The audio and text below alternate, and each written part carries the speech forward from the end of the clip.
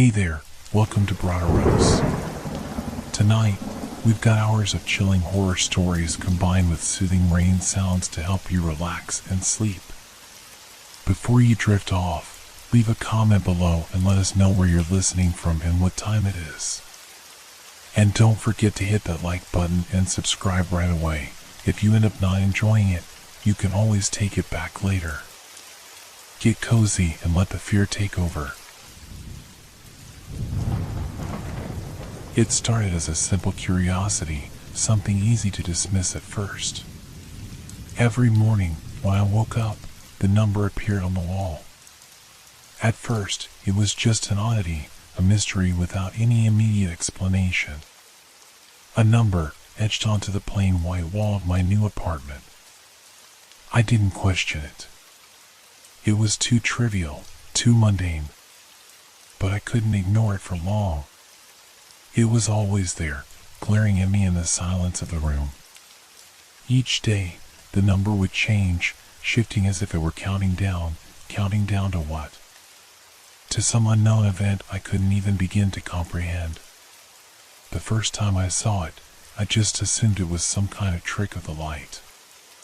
Maybe a crack in the plaster, a shadow, something my mind conjured up while I was still in that state between sleep and wakefulness. But as I got up and walked closer, I saw it clearly, a number. Bold, sharp, black against the faded white of the wall. 7. 7. I looked around the room, trying to find an explanation. The furniture hadn't moved, the bed still in the same place. Nothing seemed out of the ordinary, yet the number remained. I reached out, my fingers brushing against the wall. Cold, smooth. It didn't feel like a crack or a shadow, but something real. As the days passed, I began to dread waking up. Each new morning came with a fresh number. A different number, always appearing overnight. Always on the wall. Always waiting. The second morning, the number was 5. I didn't know what to make of it. At first, I thought it was some kind of coincidence. Maybe I had just been too tired the day before to notice the mark on the wall. But the second number was too specific, too deliberate to be a mistake. I had moved into this apartment alone. It was supposed to be my fresh start, away from everything that had happened. The past felt too close, too suffocating. I was supposed to be in control, to rebuild myself.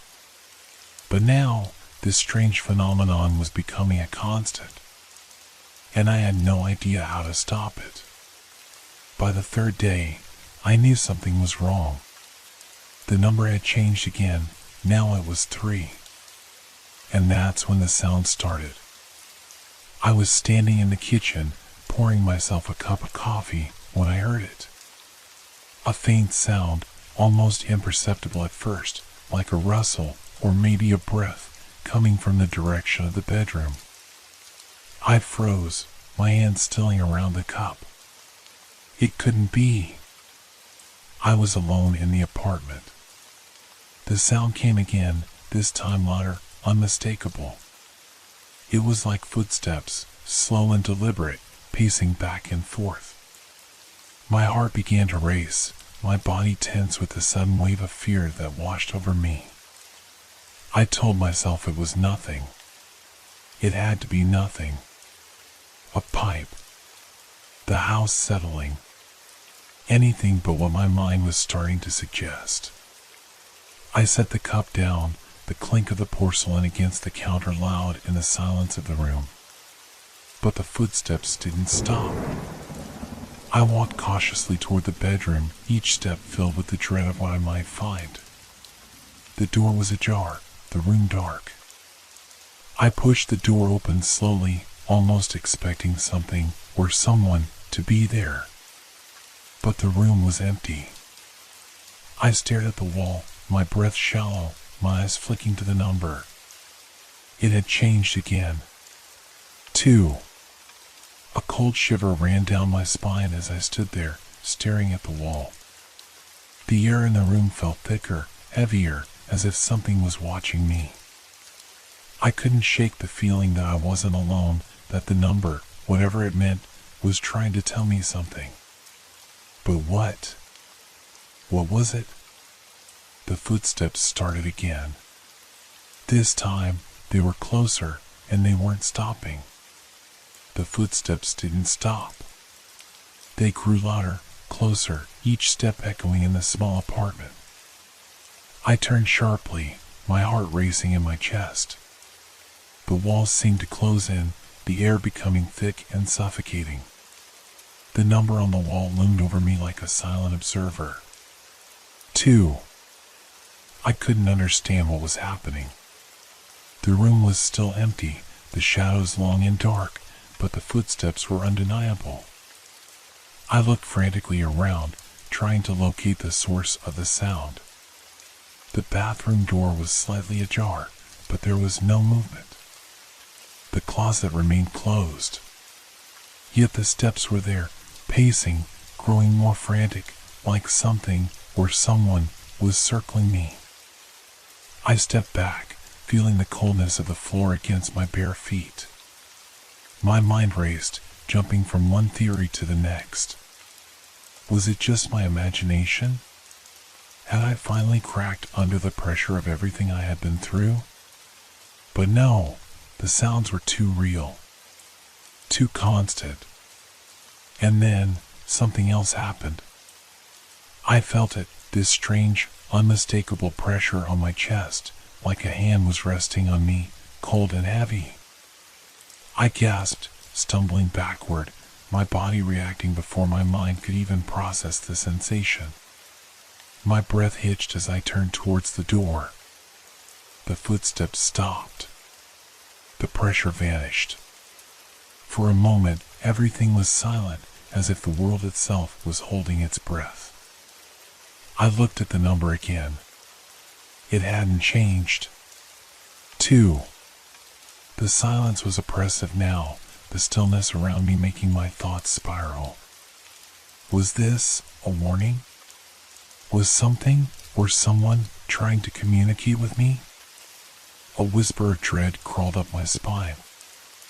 I had lived in this apartment for 3 days, and yet it felt like it had always been here. Like I was part of it, as if something had been waiting for me to arrive. I needed to leave. I needed to get out of here, away from whatever this was. My hand trembled as I reached for the door handle, ready to escape into the safety of the outside world. But before I could even twist it, the number on the wall flickered. It didn't change. It flickered.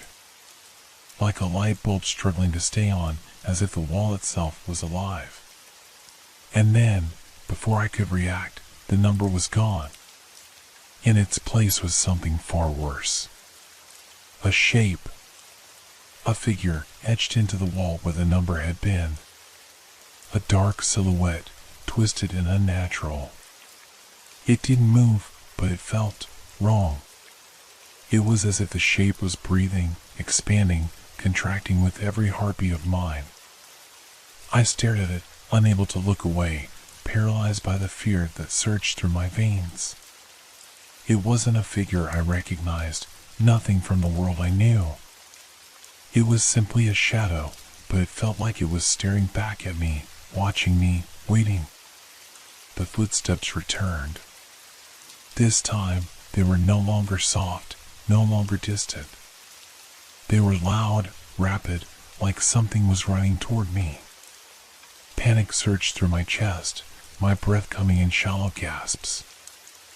I could feel my pulse in my throat, in my ears. I turned and fled. I stumbled down the narrow hallway, my heart pounding so loudly I could hear it over the thundering of my feet. I reached the door, pulling on the handle, but it wouldn't open. It was locked, as it had been the entire time I'd lived here. I rattled the handle desperately, my mind spinning. There was no escape. The footsteps grew louder, closer. They were here. They were in the apartment, in the same space I was. And then I heard it. A whisper. Soft, barely audible, like a voice coming from the other side of the wall. Leave. It wasn't a voice I recognized, but it sent a wave of icy terror through me. I froze, my hand still clutching the door handle. The whisper faded, but the footsteps didn't stop. They were in the room with me, circling me, never stopping, never slowing. I turned around. The shadow on the wall had changed. It wasn't just a shape anymore. It was a figure. A figure with arms, with legs, with a head. It was crouching, watching me from the wall, its eyes hollow, empty, dark.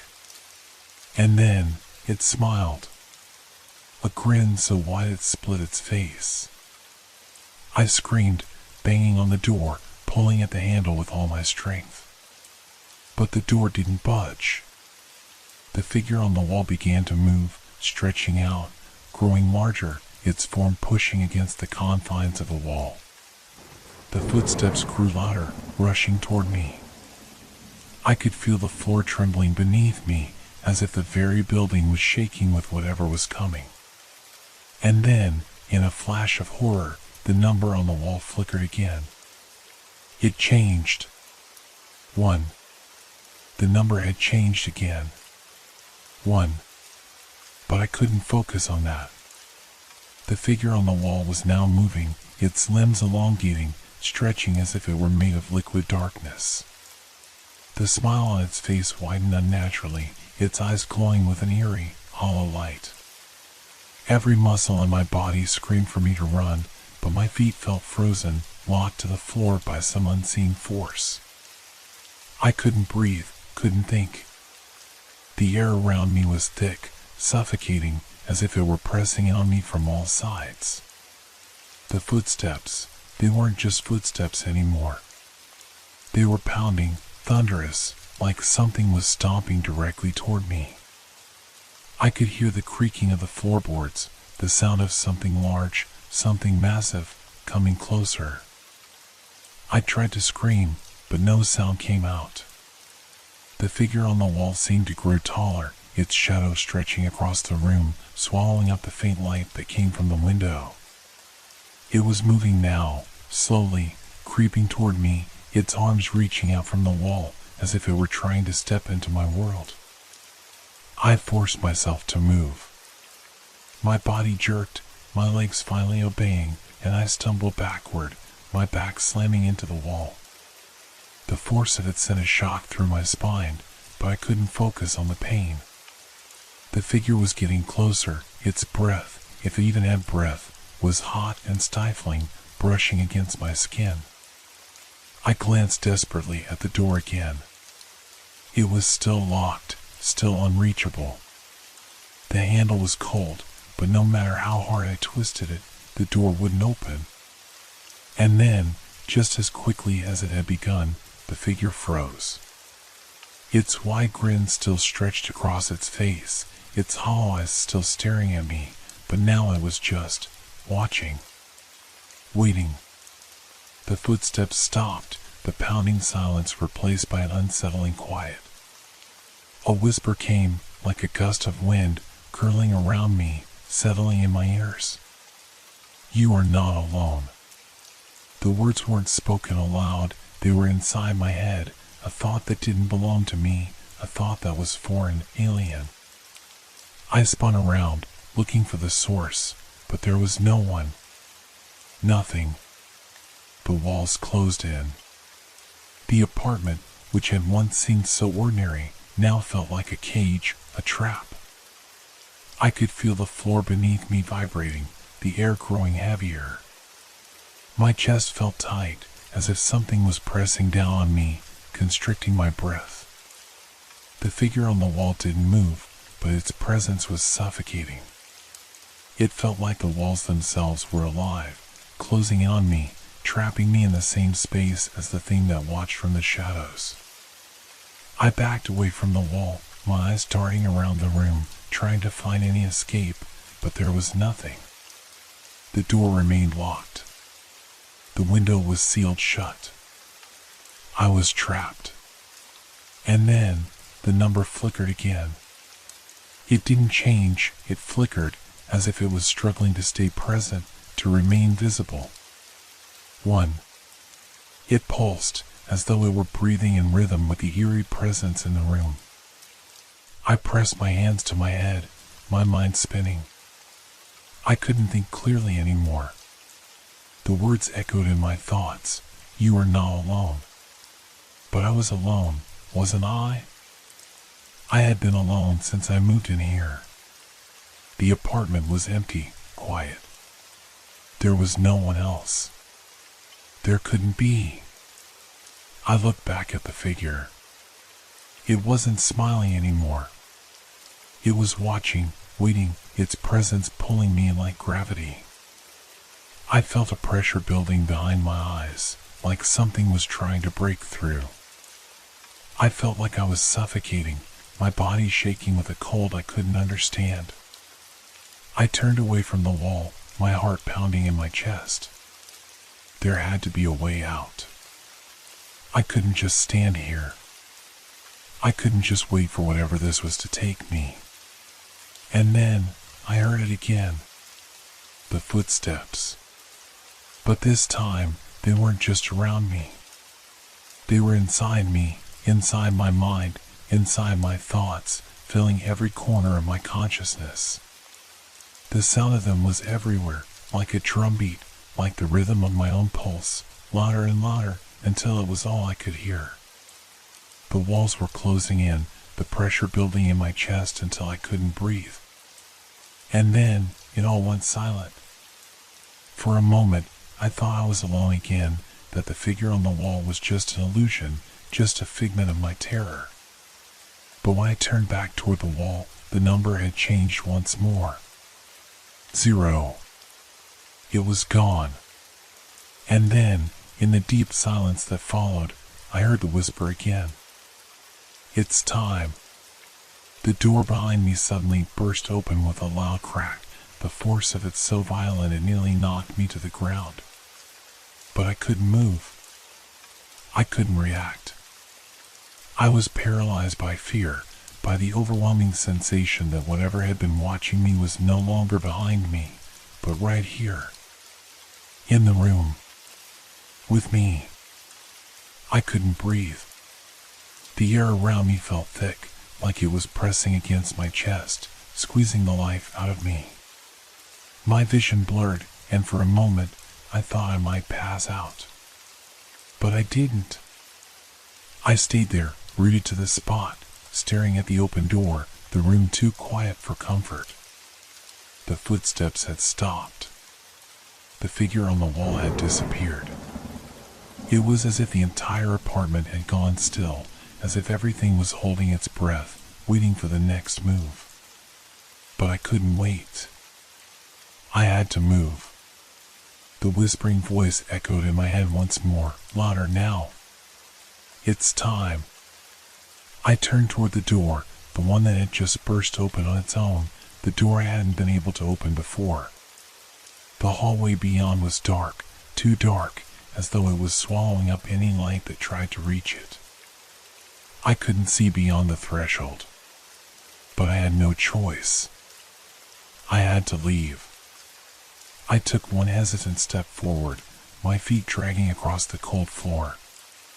Each movement felt heavy, as though something invisible was pulling me back. My heart pounded in my chest, the beat growing louder with each step. I passed through the doorway, but the hallway seemed to stretch endlessly, the walls closing in on me, just like before. The air here was colder, the silence even more suffocating. The footsteps weren't gone, they were still there, echoing in the back of my mind. They were everywhere. Each thud resonated in my bones, a constant reminder that whatever was following me wasn't far behind. I stumbled down the hallway, not daring to look behind me. My hand brushed the walls as I walked, my fingers trembling. They were cold. So cold. The floor creaked beneath my weight. With each step, The sound seemed to grow louder, as if something were getting closer. And then, out of the corner of my eye, I saw it. A shadow. Not the figure from the wall, not yet. This was different. It was a flicker, a movement in the darkness, something just out of reach. But it was there. I felt it. I turned around, my breath coming in shallow gasps, but there was nothing. Just the long, dark hallway stretching ahead. Leave, the voice whispered again, softer now, but still with that same commanding tone. But there was no turning back now. Whatever this was, it was already inside me, already wrapped around my mind, pressing against my thoughts. I couldn't escape it. Not anymore. I forced myself to keep moving, to keep walking, even though every instinct told me to stop, to turn back, to scream for help. But I knew it wouldn't matter. The apartment, the hallway, the walls, they were all part of this. Part of the trap. And I was just a pawn in it. As I reached the end of the hallway, I stopped. There was a door. A new door I hadn't seen before. It was old, with peeling paint and a rusted handle. But it didn't matter. This was the way out. I reached for the handle, my fingers brushing the cold metal. It turned with an unexpected ease, and the door creaked open. But what I saw beyond it made my heart stop. It wasn't the outside world. It wasn't freedom. It wasn't even another room. It was a mirror. The reflection that stared back at me wasn't mine. It was someone else's. Someone with hollow eyes, a twisted grin, a shadow that stretched unnaturally across their face. It was the figure from the wall. I gasped, stumbling backward. The door slammed shut behind me with a deafening crash, and the hallway around me seemed to close in, the walls pressing against me, suffocating me. The footsteps returned. Closer. Faster. Relentless. The walls were no longer solid. They were alive. Breathing. Pulsing. And then the whisper came again, louder this time, so close to my ear it felt like it was inside my skull. "Welcome home," I screamed, but no sound escaped my lips. The figure from the mirror stepped out of the reflection, its long, gnarled fingers reaching for me. The air around me grew colder, the walls pressing tighter, suffocating me in their grip. I tried to run, tried to scream, but my body wouldn't obey. My legs refused to move, my voice stuck in my throat. The last thing I saw before everything went black was the number on the wall. 0. And then, nothing. I woke up, gasping for air, my body drenched in sweat. The room was silent. Still. Empty. I blinked, trying to adjust to the dim light of the morning. The walls were as they had always been. The same plain white. The same cold, sterile apartment. I was in my bed. Safe. But then I looked up. The number. It was back. 1. And it was getting closer. I froze. The number. 1. I stared at the wall in disbelief, unable to tear my eyes away. I hadn't imagined it. It was there, etched into the plaster, bold and clear, as if it had always been there. The same number that had haunted me every morning, the number that had grown with each passing day. But this time, it was different. This time, I didn't feel like I was just waking up. I felt like I was still in the dream, still trapped in the nightmare. I reached out, my fingers trembling, but as I touched the wall, the numbers seemed to shift under my skin, as though it were alive, moving with a rhythm I couldn't understand. I jerked my hand back, a cold sweat breaking out across my brow. The room felt colder, the silence more oppressive. The footsteps. I could hear them again. Faint at first, like a soft tapping against the floorboards, but then they grew louder, closer. I tried to move, but my body felt heavy, sluggish, as though I were wading through thick water. I turned toward the door, but the handle wouldn't turn. The door was locked, just like it always had been. I stumbled backward, my breath quickening, my pulse racing. The footsteps continued, drawing closer, like the pounding of my own heartbeat, but I didn't dare turn around. I couldn't. I already knew what was there.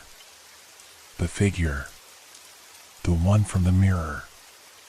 The one that had crawled out from the reflection. It was real. It wasn't just some trick of the mind. It was in the room with me, even though I couldn't see it yet. But I felt it.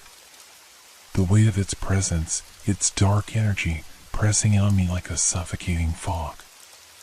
And then, the whisper. So soft, so close, it made my skin crawl. Do you see it? I didn't answer.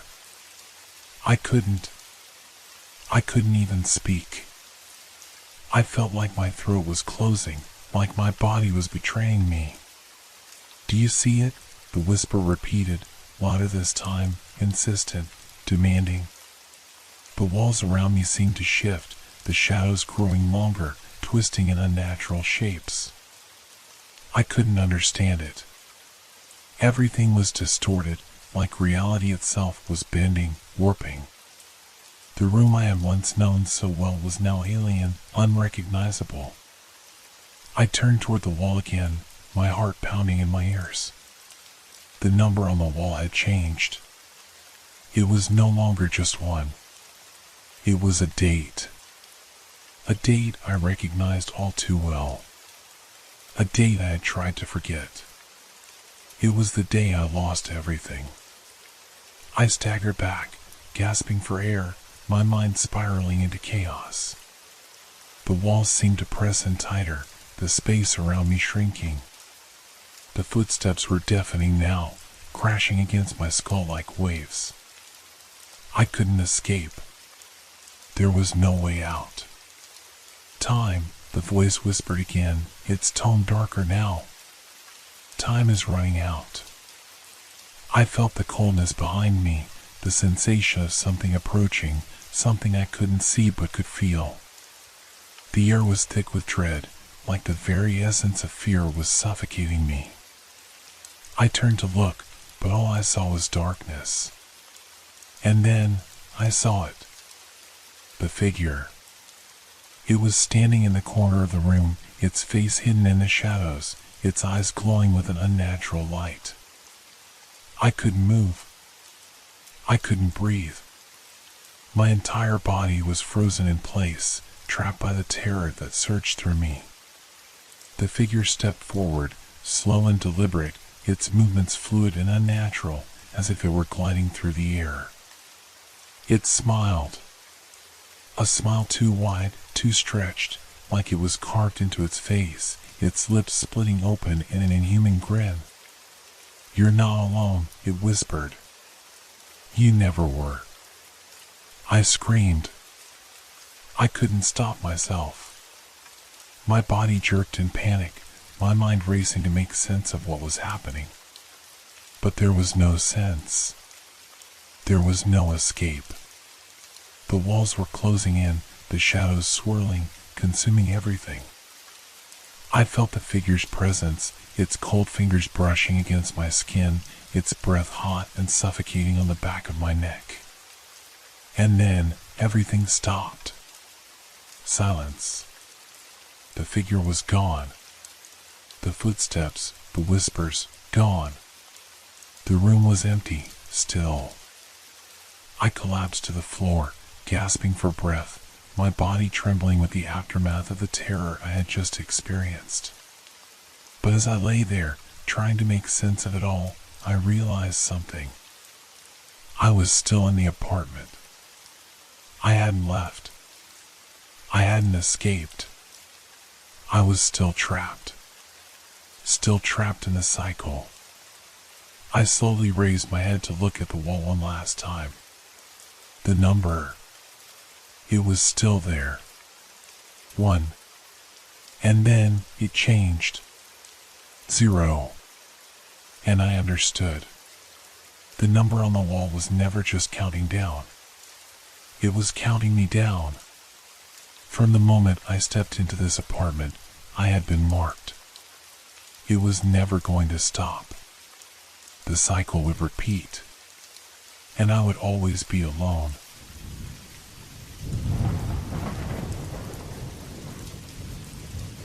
Have you ever felt like someone was watching you, but when you turned around, there was no one there? I had that feeling every night. It started about 2 weeks ago. I don't know why I noticed it at first. Maybe it was the corner of my eye, or maybe it was the way the light hit the street one evening, casting long shadows that made the world seem off. But every night, around the same time, I would see him.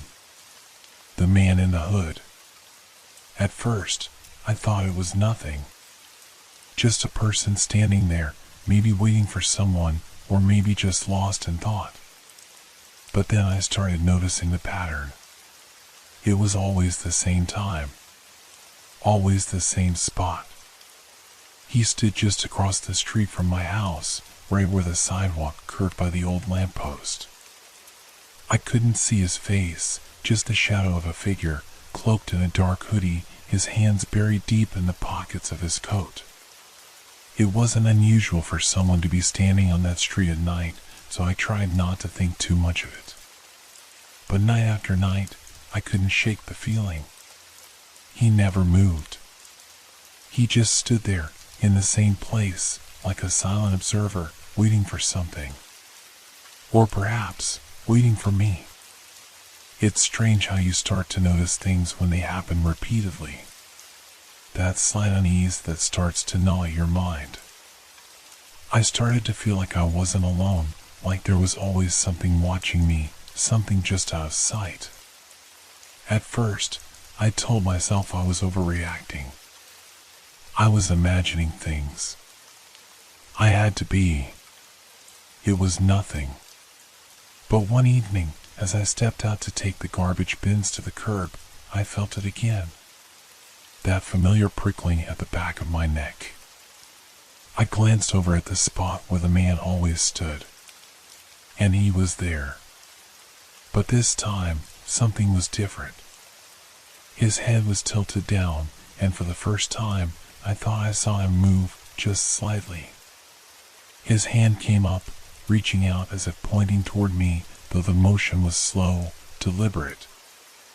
I felt a chill run down my spine. My heartbeat quickened. I rushed back inside, locking the door behind me, as though that would make a difference. Later that night, I couldn't sleep. My mind kept drifting back to that figure and the uneasy feeling it left in my chest.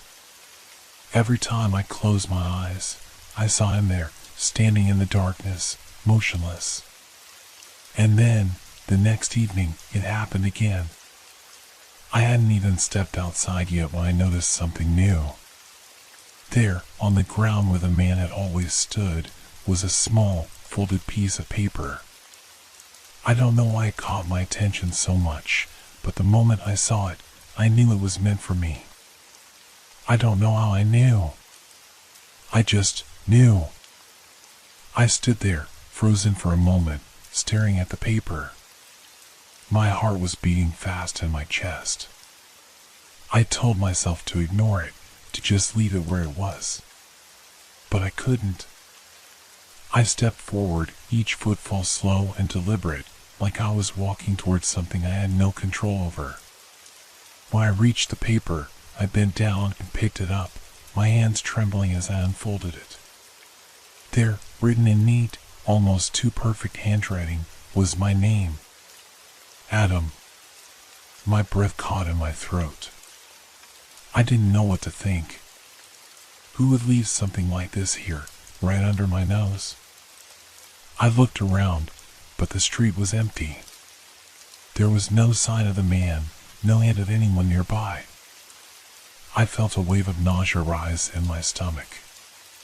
It was like I had been marked, singled out by someone or something. And the worst part was, the more I thought about it, the more I realized I wasn't the one doing the watching.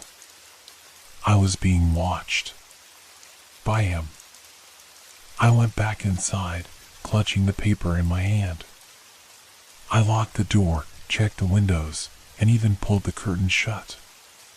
But the dread I felt wouldn't go away.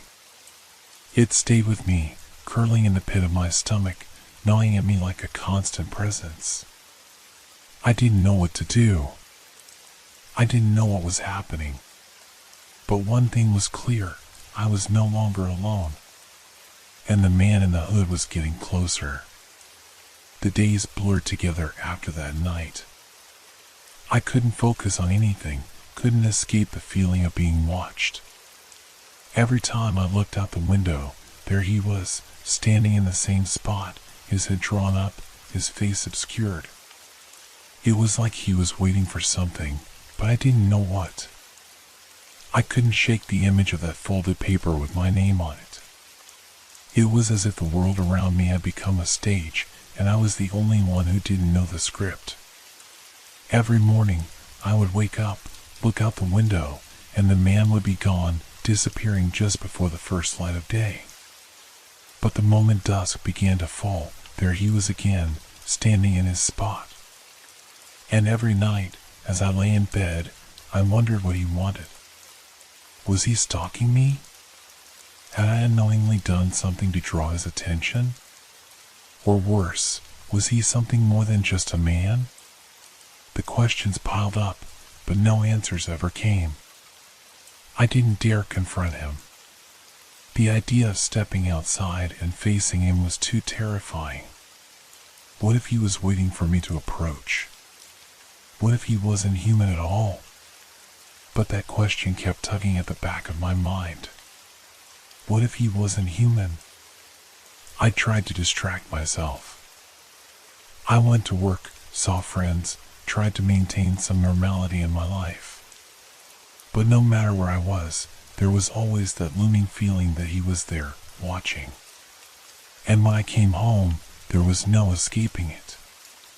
The shadow outside, always there, always waiting. It wasn't until the third week that something changed.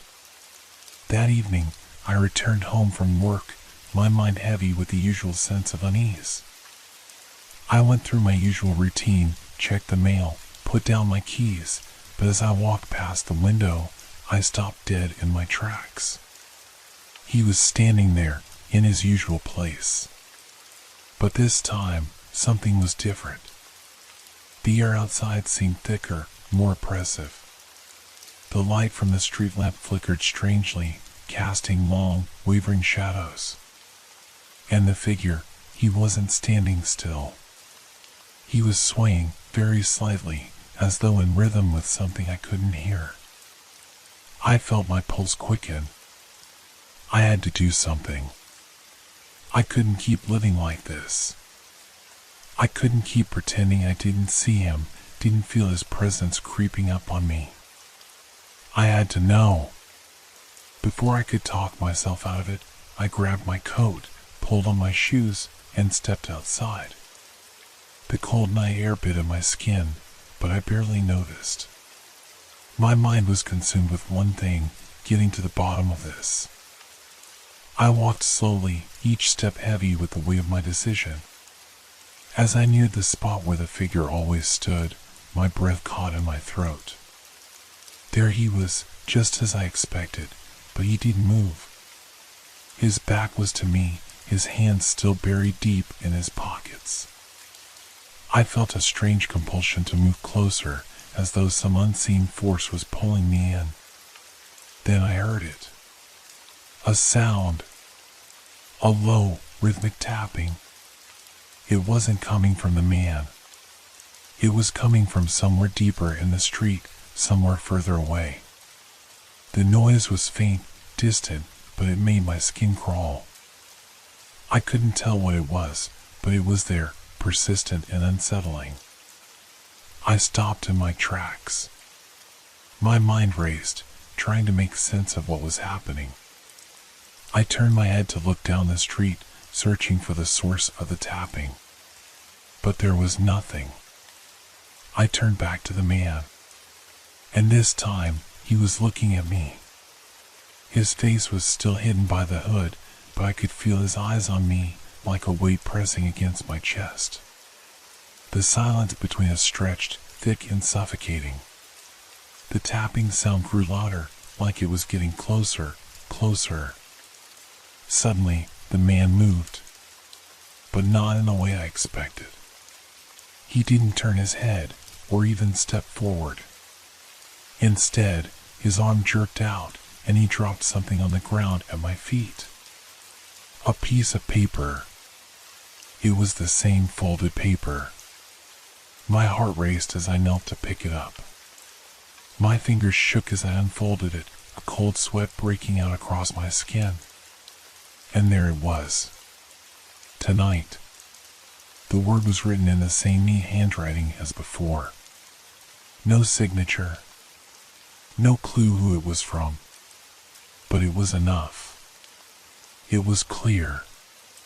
He knew I had come. I stood up, the paper clenched in my hand, and the man in the hood took a step back. Without a word, he turned and began to walk away, disappearing into the darkness. But as I watched him retreat, my breath caught in my throat. At the very edge of the street, where the darkness seemed to swallow him whole, I saw something. A figure. Another figure. This one was tall, dressed in all black, its face hidden in shadow, much like the man in the hood. But this one didn't move. It just stood there, watching me. I couldn't breathe. My legs froze in place, my mind screaming for me to run. But I didn't. Not yet. Something told me, deep down, that if I ran now, I'd never get the answers I was looking for. But the shadows were closing in. The tapping sound was louder now, unmistakable, as if it was coming from all directions. I didn't know how much longer I could stay. And then, as quickly as it had started, the sound stopped. Everything went silent. But I knew it wasn't over. Not yet. The man in the hood had left something behind. And I couldn't walk away without knowing what it meant. The silence stretched out, pressing down on me as though the world itself had paused, holding its breath. My hand clenched the paper, but my fingers trembled so much that it took a moment to realize I was gripping it too tightly. I could feel the paper starting to tear, but I couldn't bring myself to release it. I kept my eyes on the spot where the second figure had been. It was gone now, swallowed by the darkness, but the unease lingered like a cold breeze at the back of my neck. The tapping had stopped. The street was quiet again, but I knew it wouldn't stay that way for long. My pulse raced in my ears. I stood frozen, unsure whether to move or to wait. I could feel my heart pounding in my chest, each beat loud enough to drown out every other sound. What was happening? Why was I being drawn into this web, unable to escape? I turned slowly, my gaze shifting between the empty street and the darkened houses around me. There was no one else out here. No sound except for the distant hum of the city. And yet, I felt an undeniable presence, like invisible eyes were watching, waiting for something. The man in the hood had vanished, but I couldn't shake the feeling that this was only the beginning. I looked down at the paper again. The word tonight was still there, scrawled in the same perfect handwriting. But there was something about it that felt wrong. The letter felt heavy in my hand, almost as though it was carrying a weight of its own.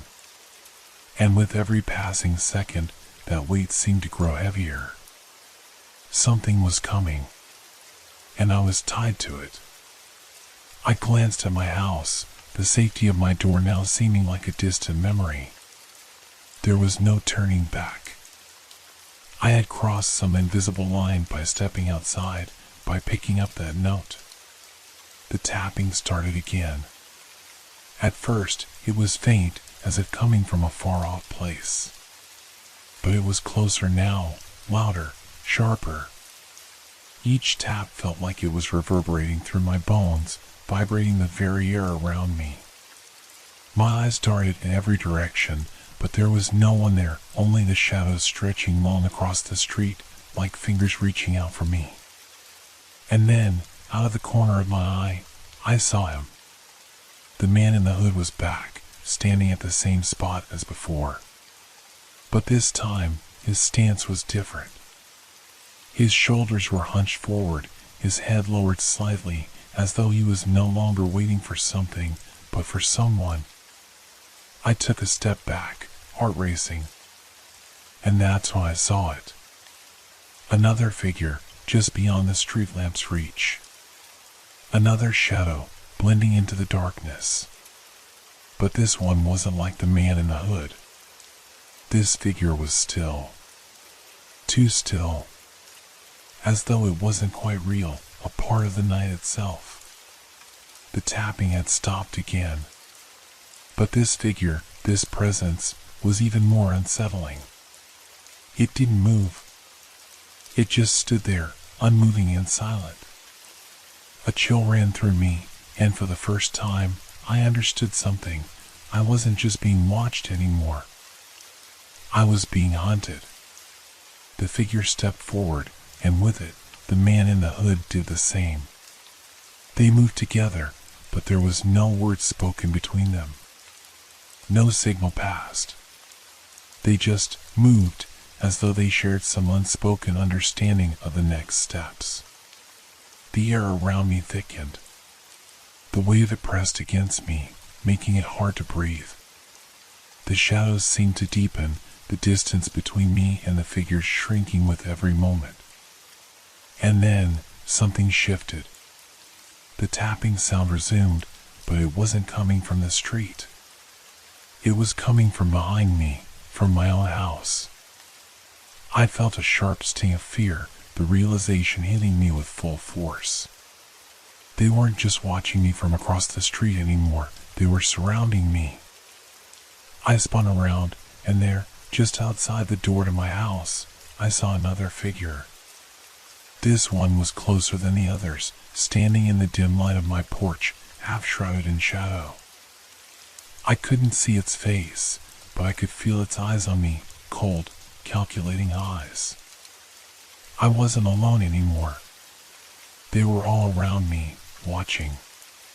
And I had no idea who they were or what they wanted. But one thing was clear, I had no way out. The street had become a prison, and I was the one trapped inside it. I backed away slowly, clutching the note in my hand like it was my only lifeline. It felt as if the very ground under me was shifting, the pavement warping, as though reality itself was bending to whatever force had brought them here. Suddenly, the man in the hood moved forward, his steps silent but deliberate. He reached into the pocket of his coat, pulling out something small and gleaming in the dim light. A key. He didn't speak a word, but his eyes met mine, and in that moment, I knew that whatever was happening wasn't just a game. This wasn't a coincidence, and it wasn't a mistake. This man, this shadowed figure, had been waiting for me, waiting for the right moment. I took a step back, but he was already too close. I couldn't move fast enough. And when his hand reached out, offering me the key, my mind screamed in protest. I wanted to run. I wanted to escape. But my body wouldn't listen. My hand reached forward, as if it had a mind of its own, and I took the key from him. It felt cold in my palm, like it had been frozen for years. And that's when the tapping returned. But this time, it wasn't distant. It was right behind me, loud and sharp. I whipped around, but there was no one there. The figure in front of me had vanished, and in its place stood only darkness. I stared at the key in my hand, my heart pounding in my chest. Whatever this was, I had just become part of it, and I had no idea what would happen next. The key was cold in my hand, as if it were waiting for something, for a moment that hadn't yet arrived. It felt strangely heavy, like it carried a weight beyond its simple appearance. My heart was still racing, and my mind screamed for me to run, to escape before whatever was happening could tighten its grip on me. But I couldn't move. I couldn't even breathe. I glanced back at my house, and for a brief moment, the familiar sight of it almost seemed alien. The door that had once been a symbol of safety now felt like a barrier, a thin layer between the real world and whatever shadowy nightmare I had just stepped into. The tapping had stopped. For now. But the silence that followed was worse. It was suffocating. I stood there, holding the key, unsure of what to do. My feet felt glued to the ground, my mind spinning, trying to make sense of the madness unfolding around me. The figures, the man in the hood, the one I couldn't see clearly, the one who had given me the key, they were all gone now. But the feeling of being watched, of being followed, still clung to me like a second skin. I couldn't shake the sense that the night was alive, that it was breathing with me, pressing in from every side. I looked at the key again, and it almost seemed to pulse in my hand. Was this some kind of test? Was I supposed to use it? To unlock something? The thought struck me like a lightning bolt. What if the key was meant for my door? I didn't even realize I was moving until my feet were already carrying me back toward my house. My legs felt heavy, like they weren't my own, but I couldn't stop. Every step felt like it was being guided by something I couldn't see. I reached the door. It looked the same as it always had, but tonight it felt like a threshold between two worlds. I glanced down at the key in my hand again. The metal was dull now, the small engraving on the side barely visible. What if it didn't open my door? What if it opened something else? But there was no turning back. I pressed the key into the lock, my fingers trembling as I turned it. There was a faint click, and the door swung open slowly, as though it had been waiting for me. The air inside was cool, unnervingly so. It wasn't the normal temperature of my house. It was colder, somehow, as if the space itself had been waiting for something to change.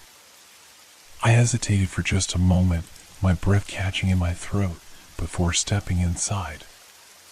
The light from the hallway flickered, casting long, uneven shadows along the walls. The house felt different. The familiar sounds, the creaks of the floorboards, the hum of the refrigerator, were gone. The silence was overwhelming, and I could hear nothing but my own heartbeat echoing in the stillness. I moved forward, one step at a time, feeling the weight of each one. As I walked deeper into the house, I noticed something strange. The furniture, the pictures on the walls, everything seemed just a little off. The edges were blurred, as if I was looking at the world through someone else's eyes. The hallway felt longer than usual, the walls stretching out into darkness. The rooms ahead of me were shrouded in shadows, the air thick with an unnatural heaviness. It was as if the house itself was holding its breath, waiting for something. And then I heard it. The tapping. It was faint at first, like the distant echo of footsteps. But it was getting closer, drawing nearer with every second. The rhythm was steady, purposeful, like someone, something, was walking behind me, following me, its presence growing stronger with each step I took. I spun around, but there was nothing there. The hallway was empty. I kept walking, faster now, my pulse quickening. The shadows around me seemed to shift, growing longer, twisting into shapes that felt wrong, unnatural. They reached out from the walls, from the corners, like fingers trying to pull me into the darkness. The tapping continued. Closer now. Louder. I reached the end of the hallway, where my bedroom door stood, half open. The light from the hallway spilled into the room, but it was dim, almost like it had been drained of its usual warmth. I stepped inside, the door creaking as it swung open, and that's when I saw it. On the floor, in the middle of the room, was a pile of papers. Hundreds of them, scattered like they had been thrown there in a hurry. Some were folded, some were crumpled, but all of them had one thing in common. My name. I knelt down, my hand shaking as I picked one up. It was the same handwriting from the notes. Neat, precise, but with an eerie quality to it. The paper was cold to the touch, as if it had been left in the dark for far too long. I unfolded it, and there it was again. Tonight. But beneath that single word, something new had been added. A date. Tomorrow. My heart stopped. The tapping grew louder. It was coming from the walls now, from the floor, from the very air around me. It was no longer just footsteps. It was a presence, a feeling that crawled up my spine, making the hairs on the back of my neck stand up. I looked around, desperate, my breath shallow. The room felt like it was closing in, the walls inching closer, the shadows thickening, darkening, until I couldn't see where the room ended and the darkness began. And that's when I heard it, clear and sharp, right behind me. A whisper. We are coming. I spun around, but there was no one there. No figure in a hood. No one in the shadows. Just the darkness. But something was there. I could feel it. And I knew, with terrifying certainty, that tomorrow would be the day they came for me. The day I would face whatever it was that had been following me all along. And there was nothing I could do to stop it. I stood frozen, the note in my hand like a weight too heavy to bear. The shadows were closing in, creeping along the walls, shifting in ways that defied logic. The whisper echoed in my mind, growing louder until it drowned out every other thought. We are coming. The tapping began again, but this time it wasn't just a sound. It was a presence, a force that seemed to pulse through the floorboards, through the walls, through the very air. The room felt smaller, suffocating, as though it were shrinking with each beat. I didn't know what was worse, the feeling of being hunted, or the horrible, undeniable truth that it was already too late to escape. The door had already closed behind me, the key had already unlocked something, and whatever that was, I had just walked right into it. I looked around the room, my breath coming in shallow gasps. The walls seemed to be bending, the corners curving in unnatural ways, as though the space itself was warping into something else, something far darker. The shadows began to move, but they weren't just shadows anymore. They were figures, shifting shapes, their outlines blurring in and out of view like they couldn't decide whether they were real or imagined. I could hear their footsteps now, like whispers against the floor. The air had turned cold, a biting chill that burned my skin as it brushed against me. I felt their presence, not just in the room, but in my mind, wrapping around my thoughts, pressing against my consciousness. I backed toward the corner, my heart pounding in my chest, but my feet wouldn't move fast enough. I was trapped. There was nowhere to run. No escape. The whispering voices came again, louder now, all around me. You can't hide. We know you. I pressed the back of my hand to my mouth, trying to stifle the scream that threatened to break free. The room seemed to spin around me, the walls warping, the shadows reaching toward me like tendrils, pulling me in. I could feel their fingers on my skin, cold and clammy, and I realized with horror that they weren't just watching anymore. They were here. They were in the room with me. I turned, desperate for any way out, but the door had disappeared. The hallway beyond was now an endless stretch of darkness. The key in my hand seemed to burn, its cold metal searing through my skin. I looked at it one last time, my breath quickening. The key was never meant for the door. The realization hit me like a jolt of electricity. The key wasn't for the house. It was for me. It had opened something inside me, something dark that I couldn't control. The tapping stopped, and a silence fell over the room so heavy I could hear my own heartbeat pounding in my ears. Then they came. I saw them now, not just shadows, not just figures, but full, solid forms. They stood in the corners of the room, tall and indistinct, their features blurred, their bodies draped in dark hoods. I couldn't see their faces, but I could feel their eyes on me. And that feeling, the sensation of being watched, of being judged, was worse than anything I could have imagined. I tried to scream again, but the sound caught in my throat. My body was frozen, unable to move, as though I had been paralyzed by fear. The figures began to advance, their footsteps slow but deliberate, the air around me growing colder with each step they took. And then one of them, closer than the rest, reached out. I could feel its hand brushing against my cheek, cold as ice, and it was like an electric shock ran through my body. I didn't know how to fight it. I didn't know how to escape. All I knew was that I was standing on the edge of something I couldn't understand, something that wasn't just real, it was waiting. And now that I was part of it, there was no going back. The figure spoke, its voice low and resonant, like it was coming from deep beneath the earth. "You are one of us now." The words were not comforting. They were a sentence, a judgment that weighed down on me like 1,000 pounds. I had been walking toward this moment my entire life, and I hadn't even known it. The tapping started again, but this time it was not from the walls.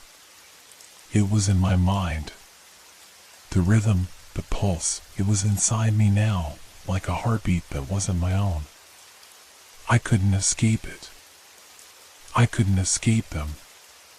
In that moment, I understood the final, horrible truth. The house, the key, the shadows, the figures, they weren't the threat. They were the truth. And now I had seen it.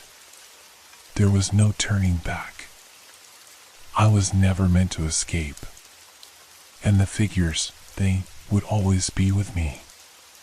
The room darkened, and then everything went silent. And in that silence, the tapping echoed one last time. Tonight, the key had unlocked something far worse than I could have ever imagined.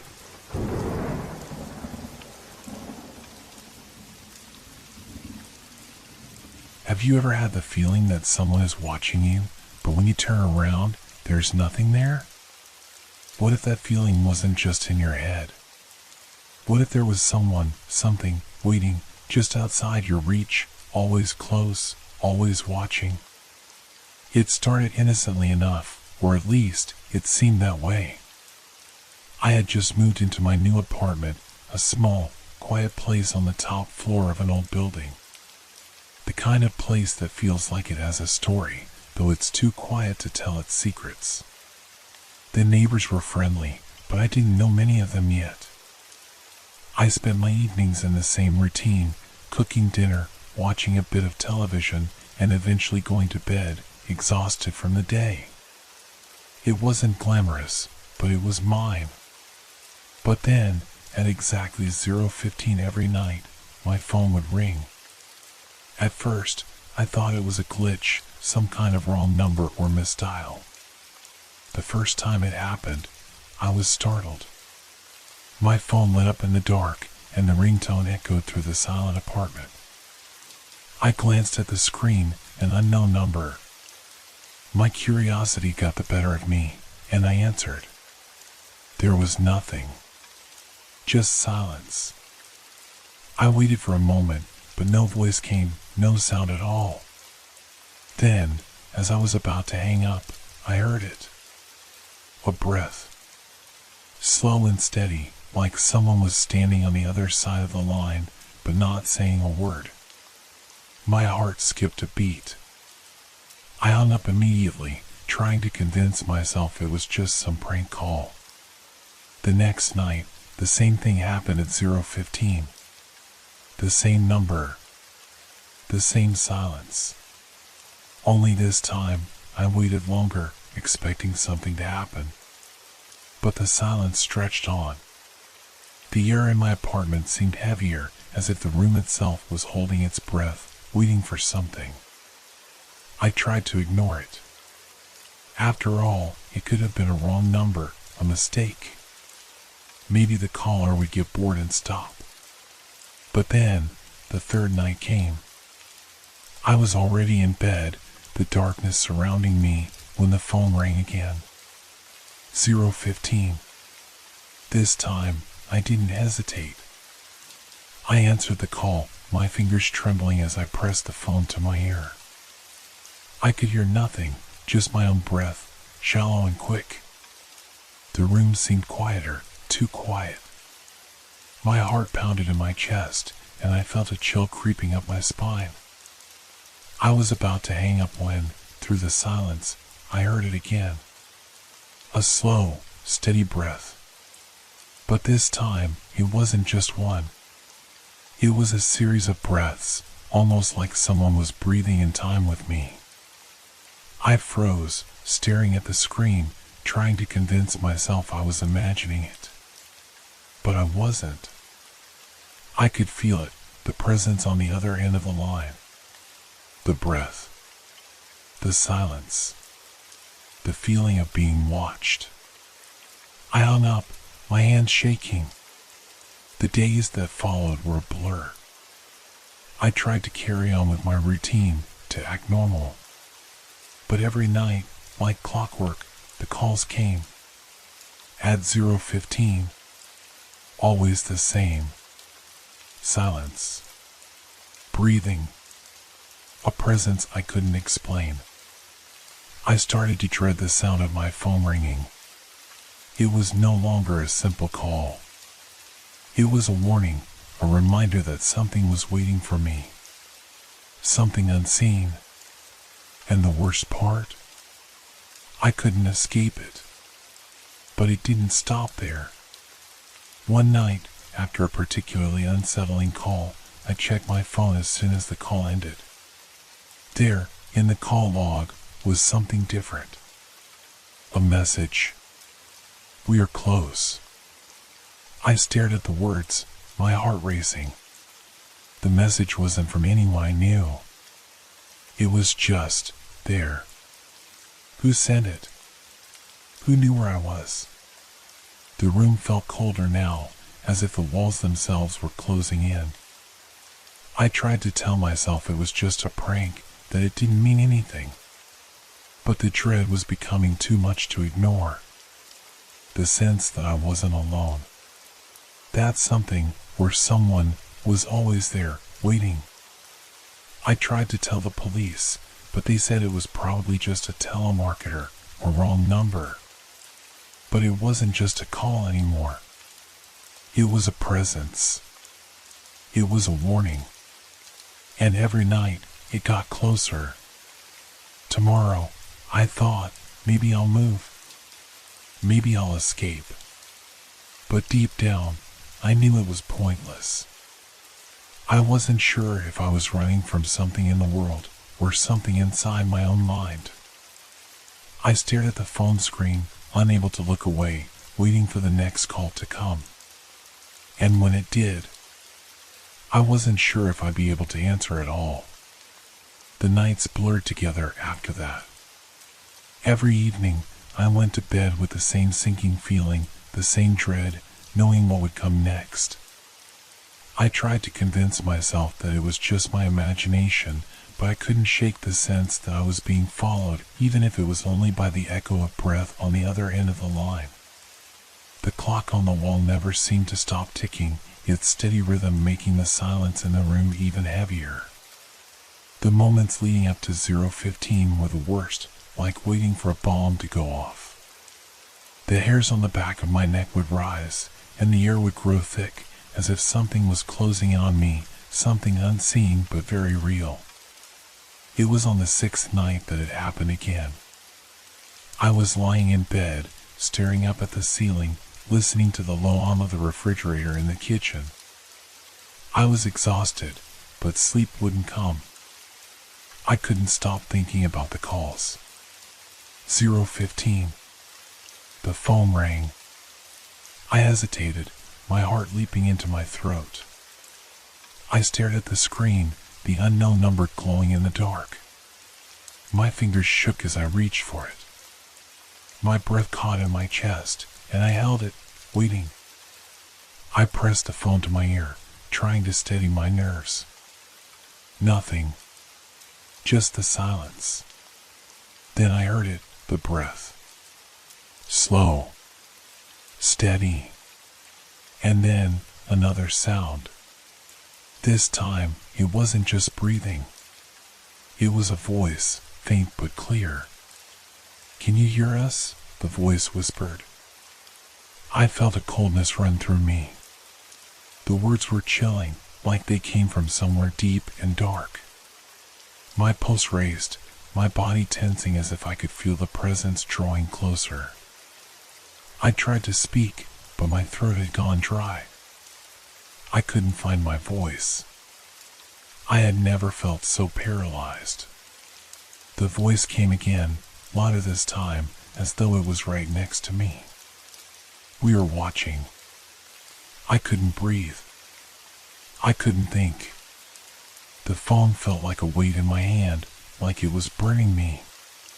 The room was spinning, the shadows on the walls stretching longer and longer, as if they were alive, reaching for me. And then, the call ended. I sat there in the dark, my breath coming in short gasps, my mind racing. The phone felt too quiet, too still. I couldn't understand what had just happened. I wasn't sure if I had imagined it or if it had been real. I checked the screen again. The number was gone. Nothing. No record of the call. It was as if it had never happened. I stood up shakily, my legs unsteady beneath me, and walked to the window. I pulled back the curtain just enough to look outside. The street was quiet, the only sound the rustling of the trees in the wind. There was no one there. Nothing out of place. But I couldn't shake the feeling that something was wrong. That they were out there. Watching. Waiting. The next few days were a blur of unease and paranoia. I couldn't go to sleep without hearing that breath in my mind and the silence that followed it. Every shadow seemed to move. Every sound felt like a threat.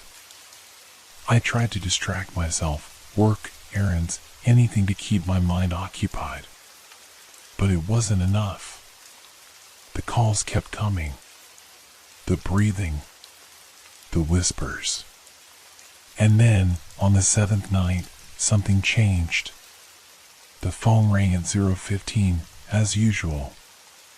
I didn't want to pick it up, but I couldn't stop myself. My hand reached out, almost of its own accord, and I answered. This time, the breath was louder, almost like a rasping gasp, as if someone was struggling to breathe. I waited, my heart thudding in my chest. And then, through the heavy silence, a sound I hadn't heard before. A knock. It was soft, barely audible, but it was there. I froze, my eyes wide, listening. It was coming from the other side of the phone. Knock, knock, knock. Each sound sent a jolt of panic through my body. My skin prickled, and I suddenly felt suffocated.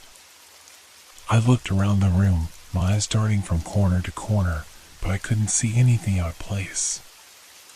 I stood up and walked cautiously toward the door, listening for any further sounds.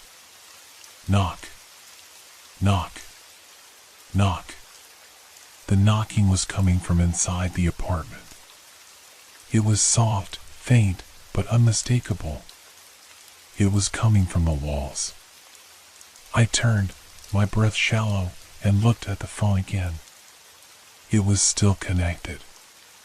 The voice returned, this time almost a whisper, but I could hear it clearly. We're closer. I dropped the phone, the sound of it clattering against the floor breaking the silence. The knocking continued, louder now, as if someone, or something, was on the other side of the wall. I backed away, my heart hammering in my chest, my body frozen with fear. And then, a sound unlike anything I'd ever heard before, a high-pitched screech, like nails dragging down a chalkboard, pierced the air. It echoed through the room, making the walls seem to vibrate. I couldn't breathe. The air felt thick, suffocating. I had to get out. I had to leave. But the door wouldn't open. It was stuck, the handle refusing to turn. They were here, and I couldn't escape. I backed into the corner, my eyes wide with terror, and I realized the worst part wasn't the knocking. It wasn't the breath or the whispers. It was the fact that I had never been alone.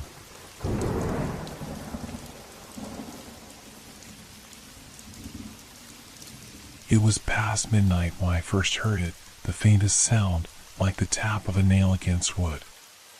It stopped, then came again, closer this time, though I couldn't tell from where. My room was silent, save for the usual creaks of the house settling and the faint hum of the city beyond the window. But this sound, it wasn't normal.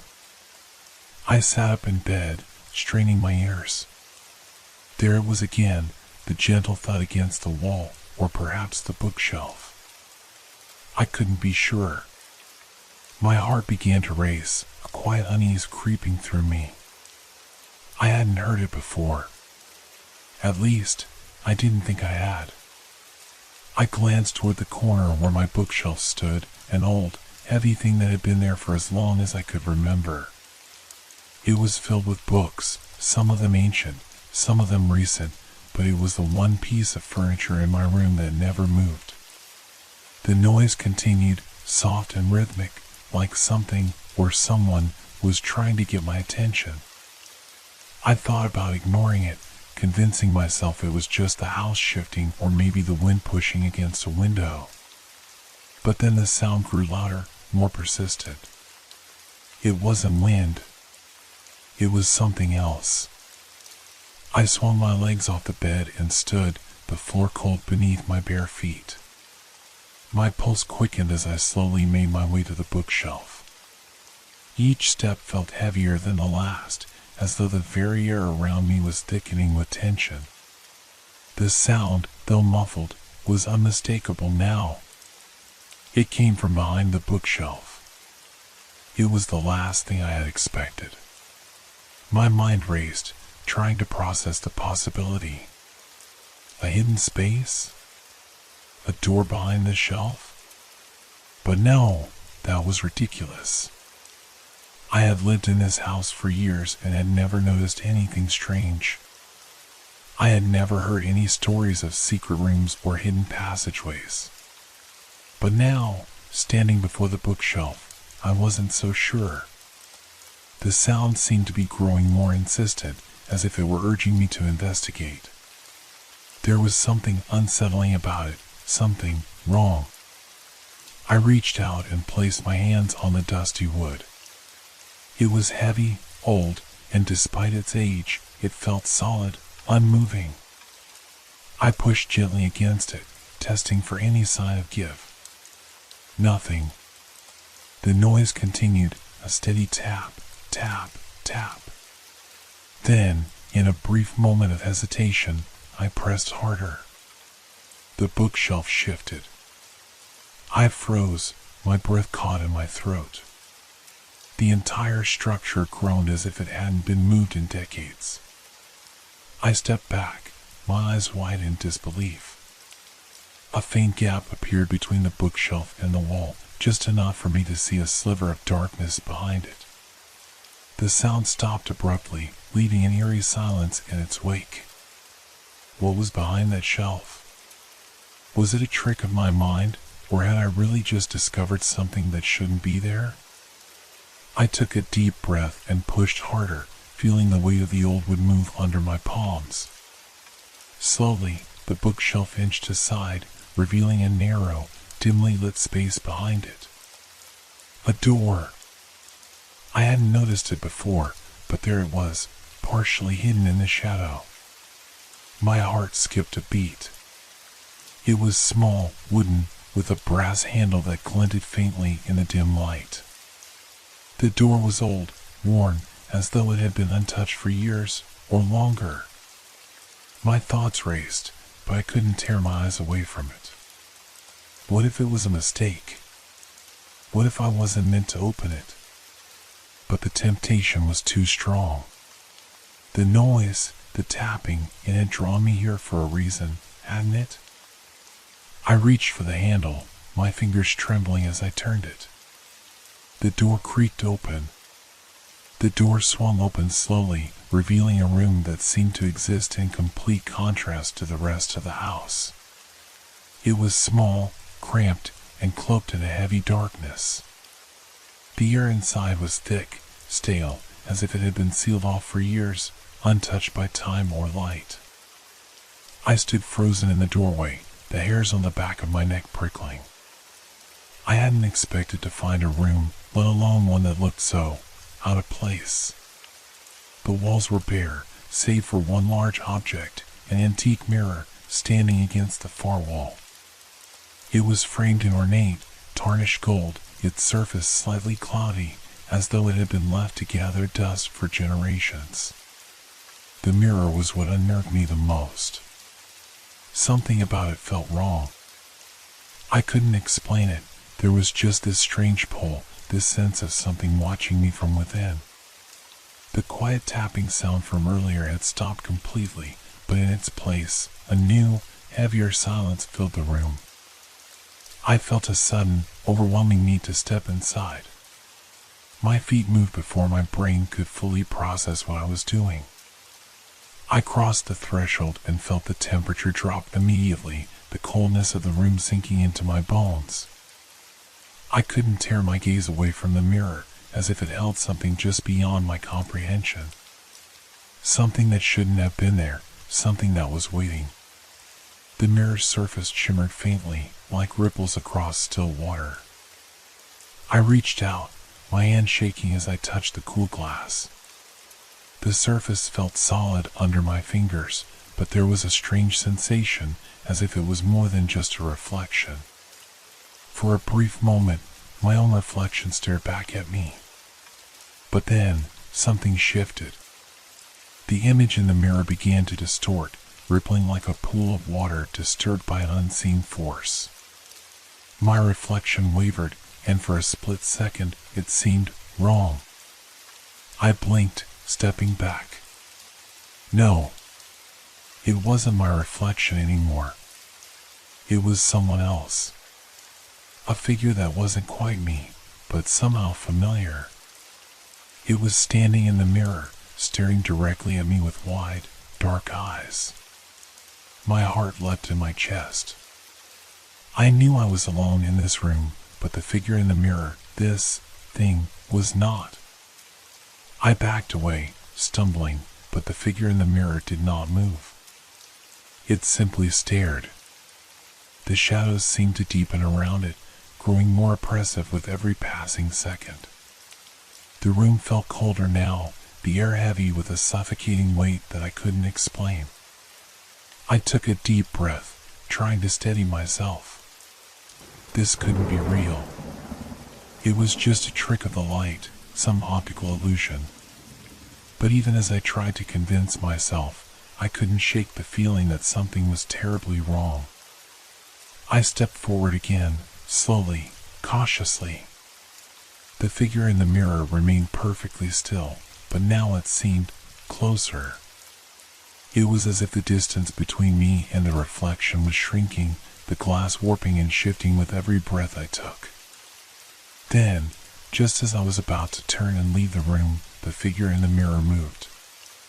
It was subtle at first, just a shift of its head, a tiny tilt, as though it were assessing me. But then, it smiled. A slow, wide smile that wasn't mine. I froze, unable to move, unable to look away. My pulse pounded in my ears as the figure in the mirror grinned wider, its eyes now gleaming with something dark, something predatory. I stumbled backward, hitting the wall behind me. The mirror's surface rippled again, and for a fleeting moment, I thought I saw something. A shape moving behind the reflection. It was there, just for a second, but in that instant, I knew something was hiding just beyond the glass. Something that wanted to get out. I couldn't breathe. My lungs felt as if they had seized up, my heart pounding in my chest. The figure in the mirror grinned wider, its face contorting in a way that shouldn't have been possible. It was still watching me, its expression mocking, twisted. I had to get out of here. I turned sharply, my feet scrambling to find purchase on the cold, stone floor. I reached for the door, but it was as if the room itself had changed. The space felt smaller, the air thicker, the shadows pressing in on me from all sides. My hand brushed against the doorknob, but it wouldn't turn. Panic surged through me. The door was locked, impossible. It hadn't been locked when I first opened it. I pulled at the handle, yanked it with all my strength, but it didn't budge. The sound of my own breath was the only thing I could hear, quick and ragged. I could feel the presence behind me, the figure in the mirror, its eyes now following my every movement. I glanced back, and for a split second, the reflection was gone. The mirror's surface was smooth, unbroken, as if the figure had never been there at all. But I knew it had been there. It had grinned at me. It had moved. I turned back to the door, slamming my shoulder against it, hoping for any kind of give. Nothing. Desperation clawed at me, my mind spinning in a dizzying circle of thoughts. There had to be another way out. A window, maybe. But the window was too far, and I wasn't about to turn my back on that mirror again. A sudden, sharp noise snapped through the air, a sound like glass shattering. I froze, my eyes darting back to the mirror. There was no reflection now, just the cold emptiness of the glass. But in the next instant, the surface rippled again, and the figure returned, its eyes gleaming with malice. It was closer now, almost pressed up against the glass, its face twisted in a grotesque smile. I heard it then. A faint whisper, like a voice calling to me from inside the mirror. Come closer. My stomach turned. I couldn't tell if it was a voice I'd heard inside my head or if it was coming from the reflection, but the message was clear. It wanted me to move closer, to step into the mirror. My legs shook, but I couldn't stop myself from looking back at the reflection. The figure's lips curled as if it were savoring my fear. And then, just as I thought I might scream, it did something that made my blood run cold. It raised its hand. No, not raised, extended.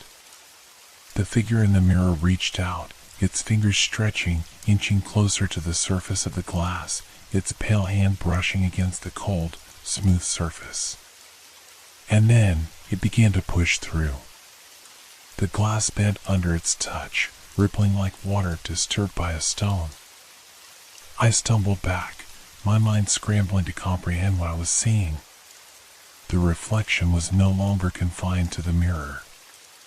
The figure's hand emerged fully, followed by its arm, which twisted unnaturally, breaking through the surface of the glass like it was made of nothing more than liquid.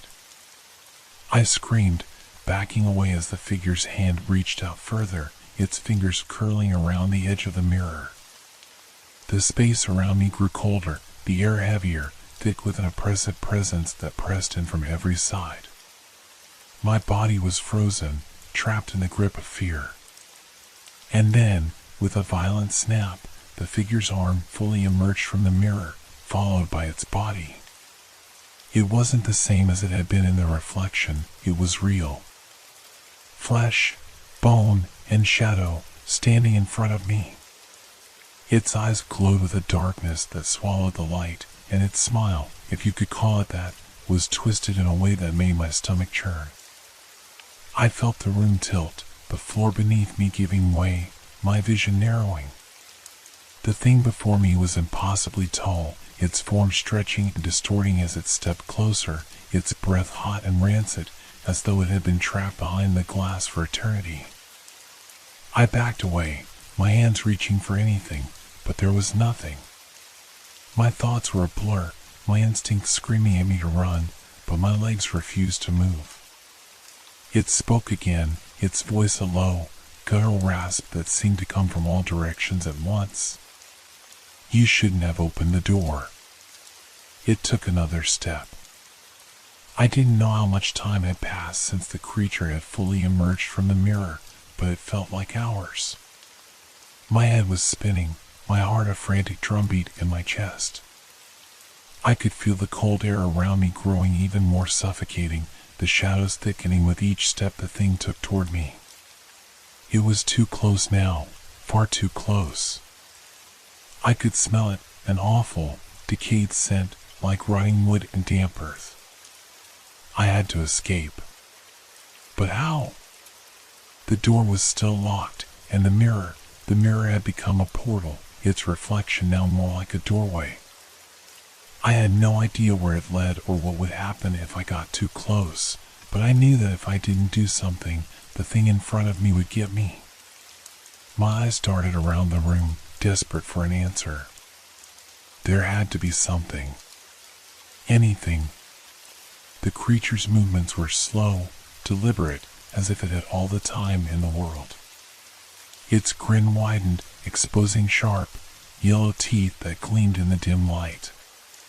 With every step it took, the room seemed to grow colder, the darkness pressing in tighter, suffocating me. My breath came in shallow gasps, fogging in front of me. I could hear it, its breath, ragged and uneven, but there was something else beneath it, something that felt like a whisper, a soft, rhythmic tapping, like claws scraping against stone. It was as if the room itself was alive, reacting to the creature's presence. The very walls seemed to shift, closing in, trapping me. I took another step back, my feet sliding on the cold stone floor until my back hit the wall. The door. The window. There had to be something, anything. And then, in the corner of my eye, I saw it. A crack in the far wall. It wasn't large, but it was there, just enough to give me hope. The stone was worn, old, perhaps it was part of the foundation. Maybe it led outside. It was my only chance. I turned quickly, stumbling toward the crack. My fingers scraped against the cold surface of the stone as I tried to push aside any debris. The creature was still advancing, its long, outstretched arm reaching toward me.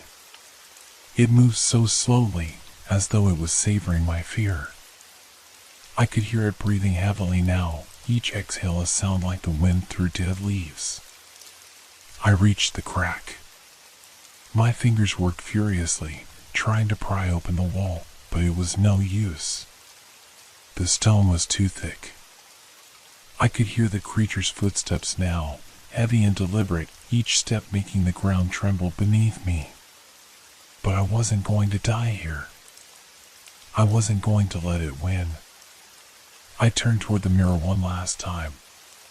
The thing, whatever it was only a few feet away now, its eyes glowing with an unnatural light. Its mouth was stretched into a grotesque grin. It seemed to be enjoying my terror, feeding off it. Without thinking, I bolted toward the mirror. The creature let out a low growl, a warning, but I didn't care. I reached for the surface of the glass again, feeling its coldness under my fingertips, knowing that it was my only way out. The mirror's surface rippled in response, and for a brief moment, I thought I might have made a mistake. But then something happened. The reflection, the figure that had been chasing me, flickered, just for an instant. It hesitated, its gaze darting between me and the mirror. And in that moment of hesitation, I seized the opportunity. I pushed forward, thrusting myself toward the mirror. My body collided with the glass, and I felt an immediate shift, like I was falling through the air, through a space that wasn't quite real. The sound of the creature's growl echoed in my ears as I was pulled deeper, deeper into the mirror. I gasped for air, but there was none. The space around me was cold and dark, and I couldn't tell if I was still in the room or somewhere entirely different.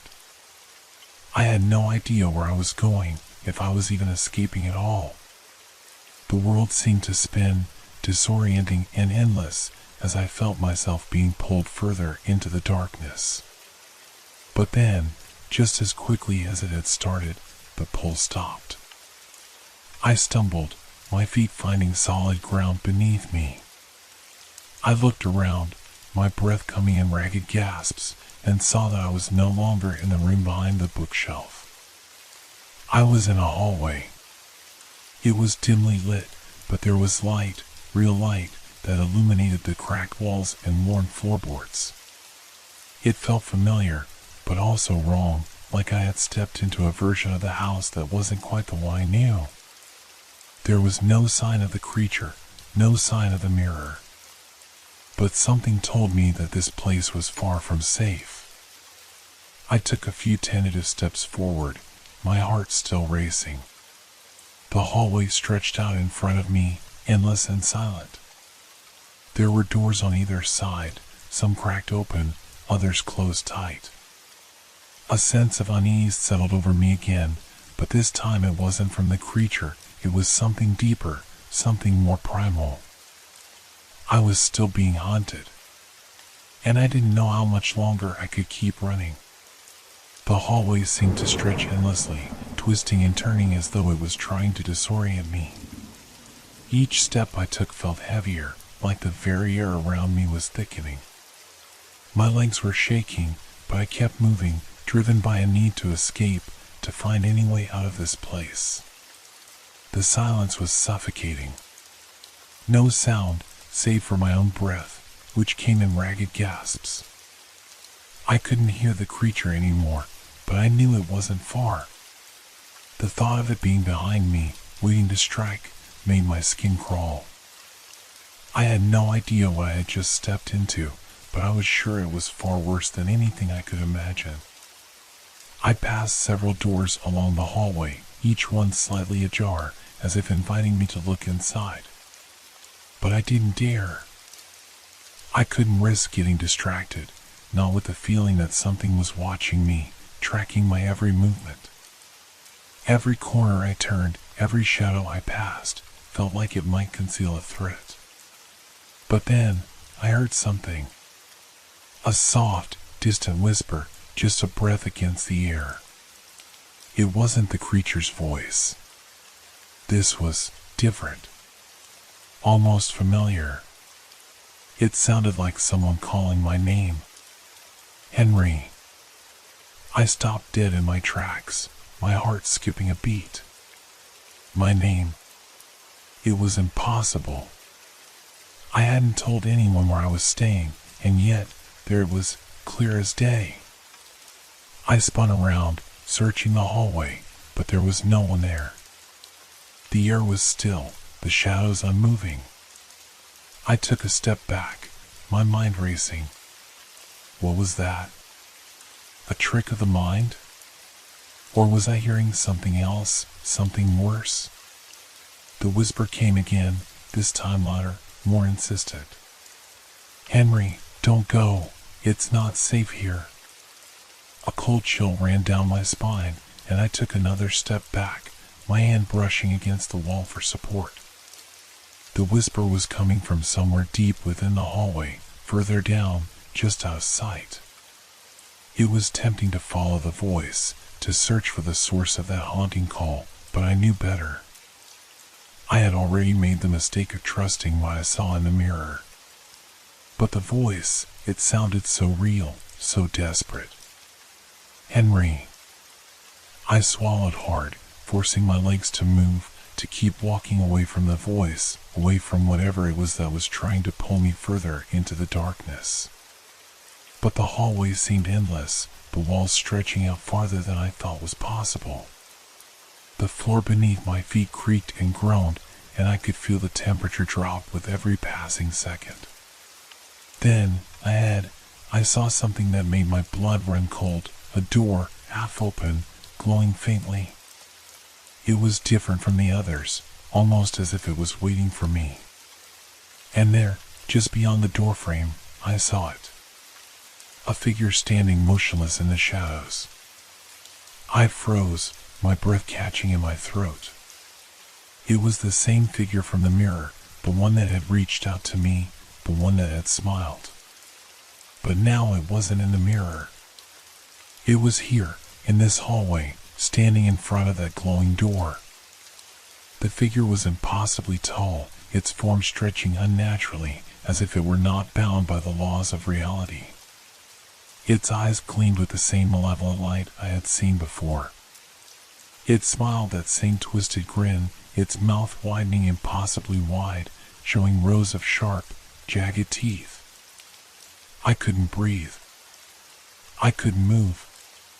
Every instinct told me to run, but my body refused to obey.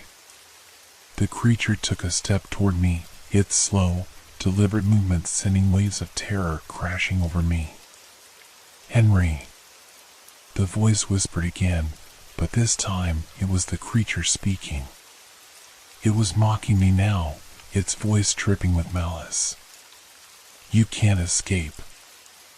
I stumbled backward, my hands desperately searching for anything to hold on to.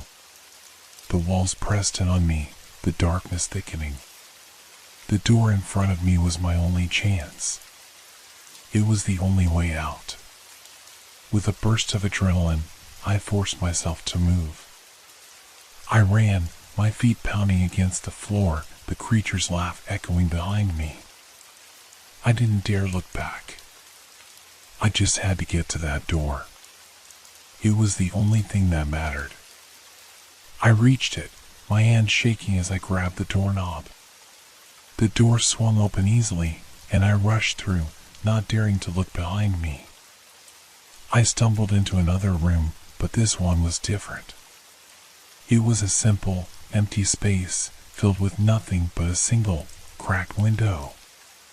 The moonlight spilled through the glass, casting long shadows across the floor. I wasn't sure where I was now. This place didn't feel like the house anymore, but I couldn't tell where it had taken me. My pulse still hammered in my chest, my breath ragged and shallow. I wasn't safe yet. I turned toward the window. Maybe there was a way out after all. But just as I took a step forward, I froze. In the reflection of the window, I saw it. The figure. It was standing behind me, its face twisted in that awful grin.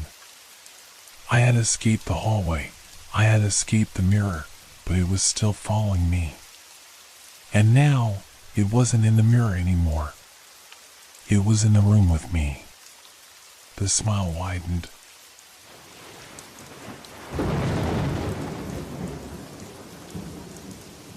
Have you ever seen something that you couldn't explain, something that stayed with you long after you tried to forget it? Something that followed you, slowly creeping into your mind until you weren't sure if it was real or just a figment of your imagination. I ask myself that now, and the answer is yes. It started with a light. Every night, after finishing my work at the kitchen table, I would retire to my small bedroom and sit by the window. From there, I could see the old house across the street, the one that had been abandoned for as long as I could remember. Its windows were dark, its structure slowly crumbling, the roof sagging under the weight of years. But one night, a soft light appeared in the upstairs window. At first, I thought it was just a trick of the street lamp across the road, casting a shadow on the house. But no! The light was steady, glowing faintly, as if someone had turned on a lamp in that old, forgotten place. I stared at it for a while, my curiosity piqued. It didn't make sense. No one had lived in that house for years, at least not that I knew of. The light should not have been there. The next night, it was there again. Same window. Same soft, eerie glow. And this time, I couldn't look away. I found myself watching, waiting for it to move, for it to do something that would explain why it was there. But nothing happened. The light stayed where it was, unwavering, in the window. For the third night in a row, the same thing happened. The light was there, unchanged, and I found myself drawn to it, unable to tear my eyes away. It was as though the house was calling to me, beckoning me into its quiet, forgotten halls. But there was something unsettling about it too, something that gnawed at the edges of my mind. The light felt wrong. It felt like it was being controlled, like it was waiting for something. The fourth night brought a change. When I looked up, I noticed the light had moved. It wasn't in the same window anymore. It had shifted to the one directly opposite it. The room was still dimly lit, but now it cast a long, slanted shadow against the wall, stretching in a way that didn't seem natural. I sat up straight, my heart beating a little faster. This wasn't just a coincidence. I had been watching it every night, and now the light had moved. It was as though it was following me. The thought sent a chill through me. Why had it moved? I pressed my forehead against the cool glass, staring at the window across the street, trying to make sense of it. But the light remained steady, glowing faintly in the dark, as if it knew I was watching. I didn't want to think about it. I didn't want to acknowledge how deeply unsettled I felt. But every time I tried to turn away, I found myself drawn back to it. There was something about that light, something that made my skin prickle with unease. The next night, I couldn't resist. I stayed up late, waiting for it. Sure enough, it appeared, once again, glowing in the window of the old house. But this time, it was different. This time, the light moved again. It had shifted to a different room altogether, directly across from my bedroom window. It now hovered in the room that I could see perfectly from where I sat, almost as though it were watching me in return. The glow seemed to pulse, like a heartbeat, and I couldn't look away. Something was wrong. The light felt alive. The nights that followed blurred into each other, but the light remained, moving from one window to the next, always just slightly ahead of my gaze. It was as if the house had become a labyrinth, and the light was guiding me, leading me deeper into its shadows. Every night, I found myself watching, unable to turn away, even though I knew it was wrong. One night, I decided to watch it more closely. I stayed awake long past midnight, my eyes glued to that dim, pulsing glow across the street. It had moved again, but this time it didn't settle in a different window. No. It lingered in the same room for hours, flickering, as if struggling to stay in place. The longer I watched, the more it seemed to distort, like a flame in the wind. I felt a strange pull, something irresistible drawing me to that room, to that house. The rational part of my mind screamed at me to stop, to let it go. But I couldn't. The light was too compelling, too constant in its presence. It had become a fixture in my life, and without it, the silence felt unnerving. Then, on the 5th night, something changed. I woke up in the middle of the night, my room cold and silent. The light was still there, but this time it wasn't in the window. It had moved. No, it had gone, and I couldn't shake the feeling that something else was now occupying the space where it had been. I stood up and approached the window, my feet dragging across the floor like lead. My breath caught in my throat as I looked across the street. The house, the empty house, now had its curtains drawn. The windows were no longer dark. There was no light, no glow from the room I had watched for nights.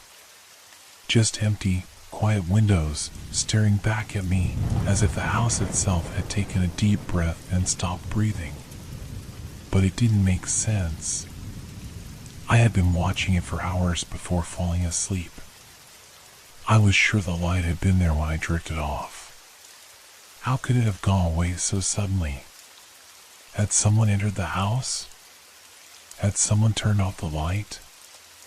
I didn't know, but I couldn't stop thinking about it. The next night, I made up my mind. I had to see the house up close. I needed to understand what was happening. So, after gathering all the courage I could muster, I slipped out of my apartment and crossed the street. My feet felt heavy with every step, like I was walking through mud. The house loomed ahead, tall and dark, the windows reflecting the dim street light. I could feel the weight of its presence, as if it were watching me now. As I approached, I noticed the front door was ajar, just slightly, but enough for me to slip inside. I stood frozen for a moment, staring at the gap.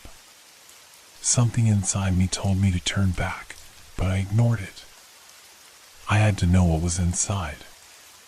The door creaked as I pushed it open, and I stepped into the entryway. The air was thick, stale with the smell of dust and decay. The house was colder than I expected. I could feel it on my skin, crawling up my spine. It was as though the house had been waiting for me, the silence pressing in from all sides. I crept through the darkened hallway, my steps slow, careful. Every creak of the floorboards made me jump. I had never felt so exposed, so vulnerable. There was a heaviness to the silence, an oppressive weight that made it hard to breathe. Then, I saw it. The faint glow coming from the upstairs window. It was back.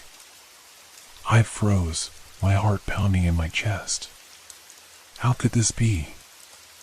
I had watched the windows earlier, seen them empty, seen them dark.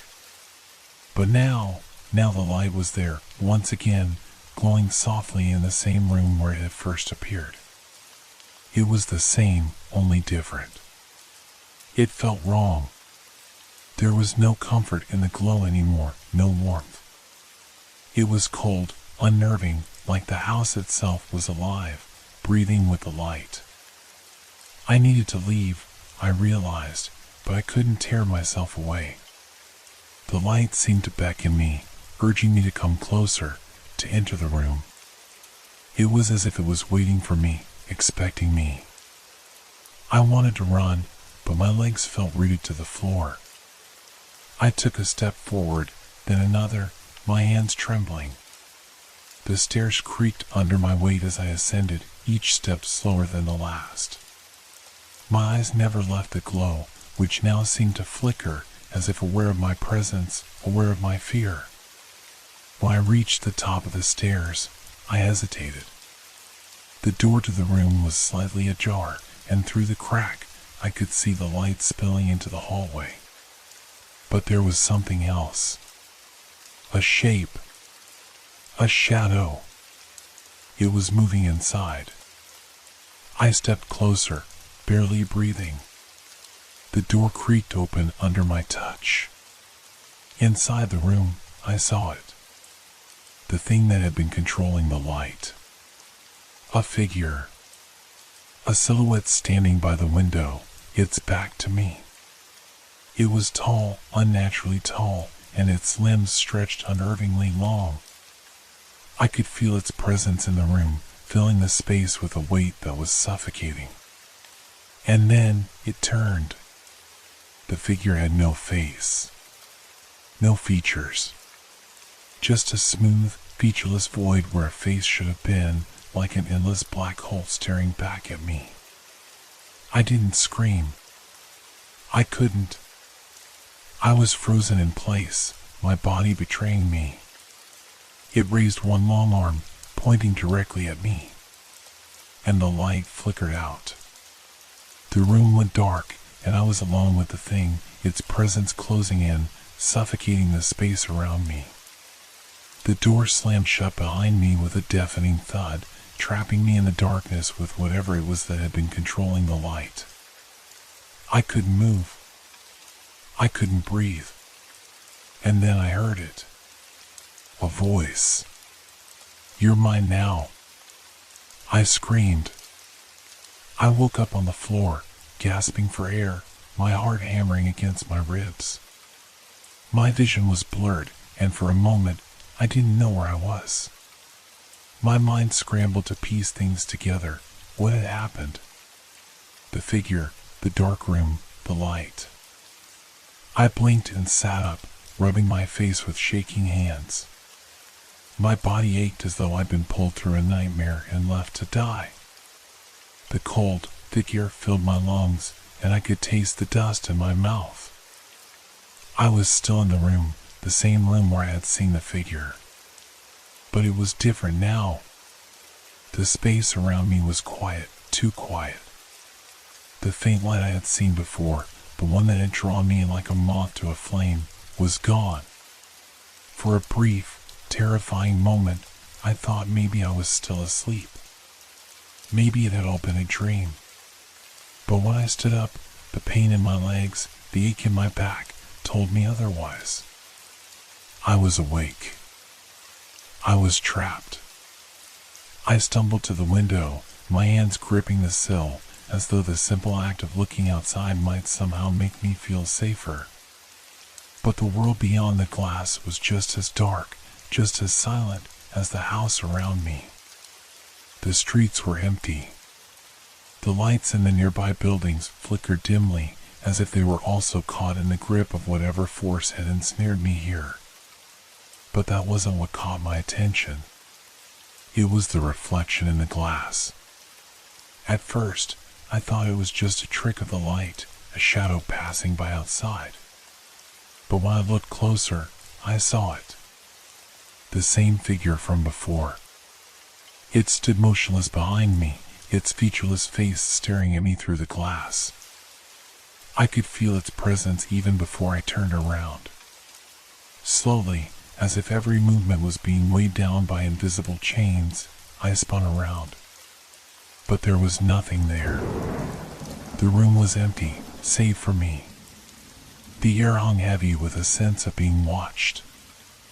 I stepped back, my breath coming faster now, panic beginning to claw at the edges of my mind. I didn't know what it wanted, but I knew one thing for sure: I had to get out of this house. I had to escape. I ran to the door, my fingers fumbling for the handle.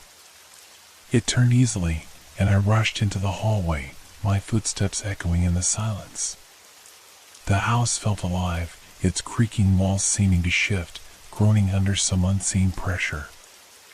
But I couldn't stop. I couldn't waste any more time. I reached the staircase, but just as my foot touched the first step, I heard it, the sound of soft, slow footsteps behind me. I froze. The air grew colder, and a strange, metallic taste filled my mouth. The footsteps were getting closer, the sound of them too precise, too deliberate. It wasn't a natural sound. It was as if someone, or something, was controlling the very movement of air itself. I turned. There it was. The figure. It was closer now, standing at the foot of the stairs, blocking the way. The space between us seemed to stretch impossibly, like a chasm, but the figure didn't move. It just stood there, its head tilting slightly to the side, as if it were studying me. "Leave," it said, its voice low and hollow, like the whisper of wind through dead trees. "You can't leave. You belong here." The words felt like they were crawling inside my head, wrapping themselves around my thoughts. I could feel the pressure building in my chest, the weight of its presence pushing against me. The air seemed to thicken, making it hard to breathe. I didn't know what it wanted, but I could feel it, deep in my bones, the unyielding force of control it had over this place, over me. I turned and ran, not caring where I went. My legs burned as I rushed through the narrow hallways, the walls closing in on me. Every step felt like it was taking me deeper into the heart of the house, like I was running towards something I couldn't escape. I didn't know how long I ran. It felt like hours. My vision blurred, and I stumbled into rooms I didn't recognize, the shadows seeming to reach for me. The house felt like it was alive now, its corridors stretching endlessly, turning me in circles, keeping me from any way out. I finally stopped when I found a door. I didn't care where it led, I just needed a way out. I pushed the door open and stepped into what I thought was another room, but when I looked around, I saw only darkness. The floor beneath me felt soft, like sand, and the air smelled stale, as if it had been trapped here for decades. And then, the door slammed shut behind me. The sound was deafening, like thunder rolling through my ears, and I spun around, my heart pounding in my chest. The room was empty, but the walls seemed to pulse, as if something inside them was alive. I didn't understand. I backed away from the door, only to bump into something behind me. I turned quickly, my breath catching in my throat, but there was nothing there. Only shadows. But the shadows were moving. They were growing, stretching, twisting around me like fingers, crawling over my skin, trying to pull me into the walls. I screamed. And then, in the distance, I heard it again. That whisper. "You're mine now." The light. The figure. The house. They had all been waiting for me, all along.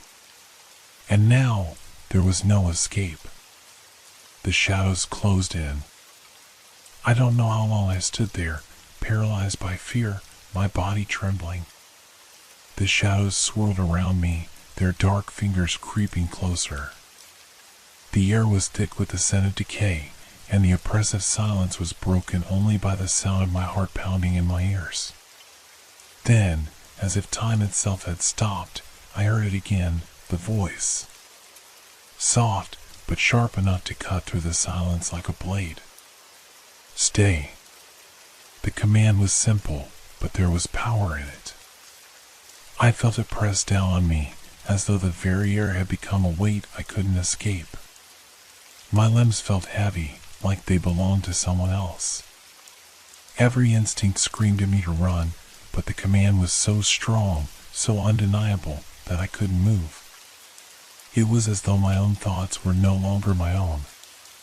The figure, whatever it was controlling me. I tried to speak, to scream, but my voice was caught in my throat. The shadows were wrapping around me now, tightening, pulling at my skin. I wanted to fight, but the more I struggled, the more they constricted. I closed my eyes, not wanting to see what was happening. But even with my eyes closed, I could feel them creeping into my mind. The dark shapes, the voices, they were all in me now, twisting, controlling, suffocating. I had no choice but to listen.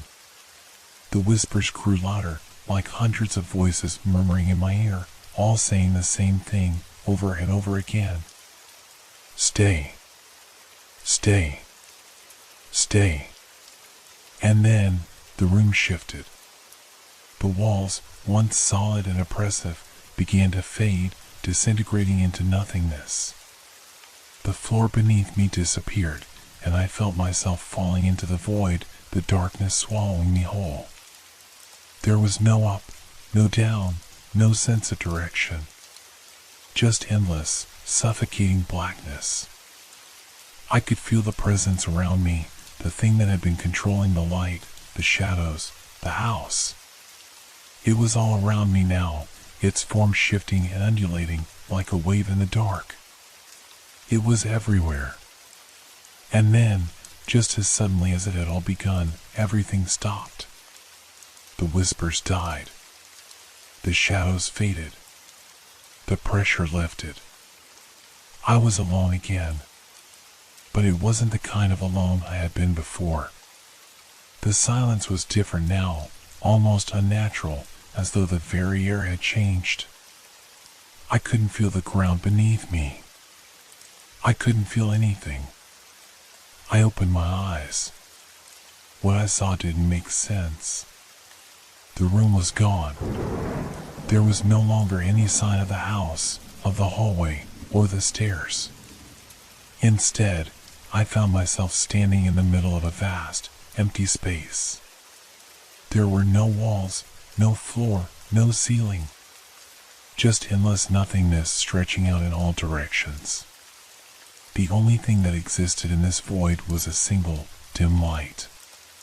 It hung in the air in front of me, not tied to anything, just suspended in the darkness. The light flickered, casting strange, warped shadows across the emptiness. And I realized, with a sickening jolt, that I wasn't alone. I was being watched. The shape was there again, standing in the distance, just outside the reach of the light. I couldn't see it clearly, but I could feel its presence, like a cold hand brushing against my soul. It wasn't just in front of me, it was everywhere. My mind screamed for escape, for freedom. But there was no escape. There was no way out. And then, the figure moved. It didn't walk. It didn't run. It just shifted, like it was part of the void itself, flowing toward me without ever truly moving. It reached out, long arms extending, stretching toward me. I wanted to scream, but my voice had vanished. My body felt frozen, as though the very fabric of my existence was unraveling. The figure loomed closer, its face still nothing but a void, an endless black hole where a face should have been. I could feel its presence, its cold touch, pressing against my mind, squeezing, suffocating. Stay, it whispered again, the voice louder now, echoing in the empty space. You belong here. You are mine. And in that moment, I understood. The house, the light, the figure, they weren't just controlling me. They were feeding off me. Feeding off my fear, my desperation, my need to escape. I wasn't just trapped in the house. I was trapped in a place beyond time and space, a place where the rules of reality no longer applied. A place where it could control me forever. And I was beginning to understand the true horror. There would be no escape. Not from the figure. Not from the darkness. Not from the house. I had become a part of it, just another shadow in the endless void. As I stood there, consumed by the presence that surrounded me, I realized with a sickening certainty that I was no longer me. I was just another reflection in the void, just another piece of the puzzle that the house had created. I had been taken, consumed, and now I was a part of it. A part of the darkness. And I knew that I would never leave. The silence that followed was deafening, yet it pressed against me, suffocating. My mind was a whirlwind of panic and confusion, but there was no way to escape it. The vast void around me stretched on endlessly, and with every passing moment, the darkness seemed to deepen, more oppressive, more alive. I wanted to scream, to tear myself away from the suffocating grip of the figure, but it felt as though my body had become nothing more than a shadow, an extension of the void itself. Every movement, every thought was swallowed by the consuming darkness. My limbs were heavy, as though I had been anchored here for eternity, and my mind was slipping away. I felt a cold breeze stir around me. It was faint, but it was there, like a whisper on the wind. The emptiness seemed to breathe, expanding and contracting, like the lungs of some monstrous entity, inhaling and exhaling the remnants of my sanity. I tried to focus, to hold on to something, anything that could keep me tethered to reality. And then I saw it. In the distance, beyond the flickering light, something began to form. It wasn't the figure. It wasn't the darkness. It was something else, something that looked familiar. It was a reflection, distorted and hazy at first, but growing clearer with each passing moment. I stared at it, my heart thumping in my chest, as I slowly began to understand. It was me. I was looking at myself, but it wasn't the version of me I remembered. This reflection was twisted, grotesque, with eyes that were too wide, too hollow. My own face stared back at me, but it was wrong, unnatural. It was as though the void had taken my identity and warped it, bending it into something unrecognizable. It was a hollow version of me, a version that had been broken and remade by the house, by the figure, by whatever malevolent force had taken hold. I reached out to touch it, to understand what was happening, but my hand passed through the reflection like it was made of smoke.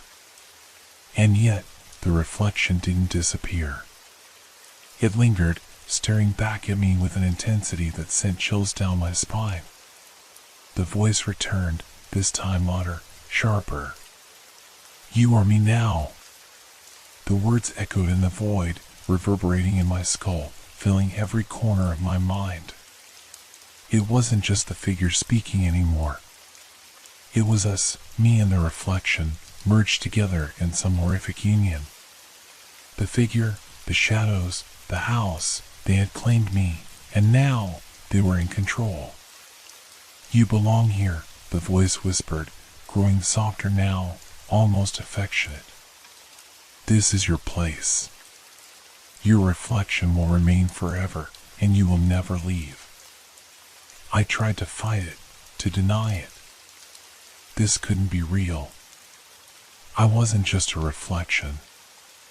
I couldn't be. But the more I struggled, the more I felt myself unraveling, losing myself to the darkness that surrounded me. I looked at my reflection again, but this time it wasn't me that I saw.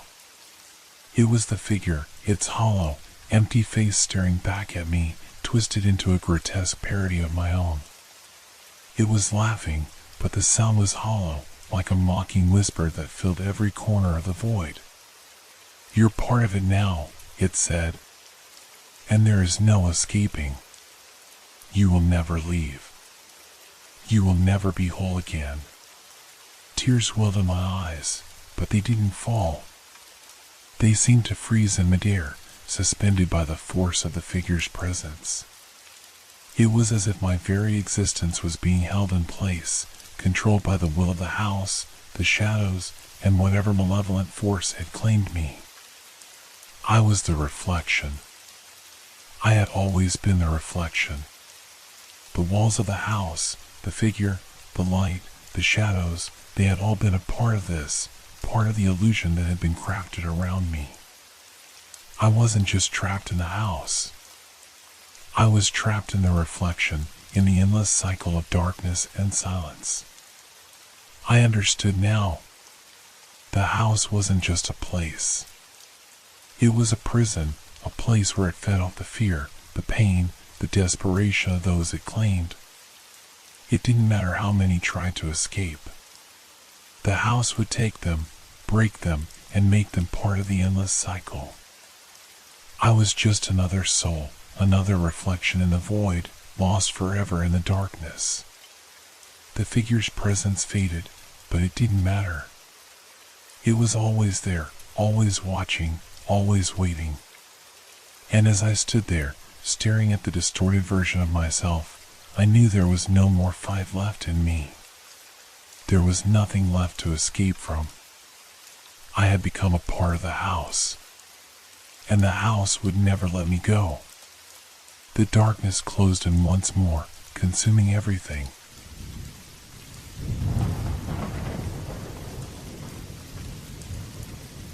Have you ever felt like you're being watched, but you can't quite explain why? You know that feeling where your skin crawls and every shadow seems to be hiding something, someone? It's something I started experiencing every morning without fail. A strange sense of unease that clung to me no matter how bright the sun was or how clear the sky seemed. And it all started with the figure on the roof. I live in a small apartment on the 5th floor of a building across from a much larger, older structure. It's a typical cityscape, tall, crowded, filled with the usual noise of urban life. But every morning, without fail, I'd look out my window, and there it was, a figure standing on the roof of the building across from mine. At first, it wasn't so alarming. The figure was still, standing at the edge of the roof like a statue. I thought maybe it was someone doing construction work, or perhaps someone just standing there idly. But I never saw them move. Not once. They simply stood there, facing the horizon, completely motionless. Each day, the figure seemed to be in the same position. It became a strange ritual for me, a part of my morning routine. I would wake up, go to the window, and check to see if the figure was still there. It was always the same. The same stance, the same stillness, as though frozen in time. But one day, something changed. I woke up early, like I always did, and made my way to the window. As I looked across the street, I saw the figure standing on the roof, just like before. But today was different. There was something about the way the figure stood, something that made the hair on the back of my neck stand up. It was no longer just a distant shape in the window. Today, it was as if it saw me. I froze, unable to look away. My breath caught in my throat. The figure hadn't moved, but for some reason, I felt like it was staring directly at me, like it had become aware of my presence. Its posture remained rigid, but there was a weight to it now, a tension that hadn't been there before. I couldn't tear my eyes away from it. The longer I stared, the more I felt this strange, suffocating pressure in my chest. Then, as if sensing my fear, the figure began to move. Slowly, almost imperceptibly, its head turned. My heart pounded in my chest, and I felt an overwhelming urge to look away, but my body wouldn't obey. I couldn't look away from it. I couldn't move. The figure's gaze was locked on me now. It was as though it knew exactly where I was, knew exactly what I was feeling. I could feel the coldness of its stare, even though we were separated by the width of the street. A chill ran down my spine, and my mind raced. Who was this person? What were they doing up there? And why did it feel like they were watching me specifically? Before I could gather my thoughts, the figure's movement stopped. It was as though it had been frozen in place once again. But this time, I couldn't shake the feeling that something was different. Something was wrong. I quickly backed away from the window, my heart pounding in my chest, my breathing shallow. I spent the rest of the morning trying to ignore the nagging feeling that wouldn't leave me. But when I finally worked up the courage to glance back out of the window, the figure was gone. I didn't see it there for the rest of the day. In fact, I didn't see it again for the next few days. But the unease remained, gnawing at me like an itch I couldn't scratch. I kept telling myself that it was just my imagination, that it was just a coincidence. But the more I thought about it, the more I couldn't shake the feeling that something was watching me. That something was waiting for me. Every night, I found myself staring out the window, waiting for the figure to return. And every morning, I woke up with the same sense of dread, hoping it was just a bad dream. But it wasn't. It was real. And it was only a matter of time before it came back. And then, one night, it did. I woke up in the middle of the night, a strange noise pulling me from my sleep. It was the sound of something shifting, something moving. I sat up in bed, my heart racing. The air in my room felt heavy, like a storm was coming. My eyes darted to the window, half expecting to see the figure standing there again. But what I saw was far worse. The figure was no longer just standing on the roof. It was moving, slowly, towards the edge of the building. I could barely make it out in the darkness, but I could see it clearly enough. It was as if the figure was walking toward me, its movements deliberate, methodical. And it was looking directly at me again. I felt my breath catch in my throat as the figure stepped closer to the edge. It was as though it was trying to get a better look at me, like it was preparing for something. My hands were shaking as I reached for the phone on my nightstand, my mind racing. I didn't know what to do, what to think.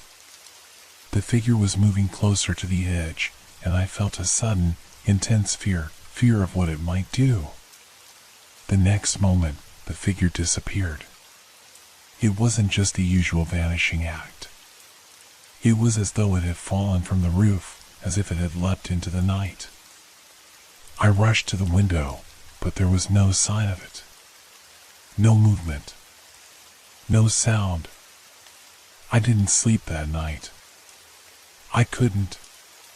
The figure had gone, but its presence lingered, like a dark cloud hanging over me.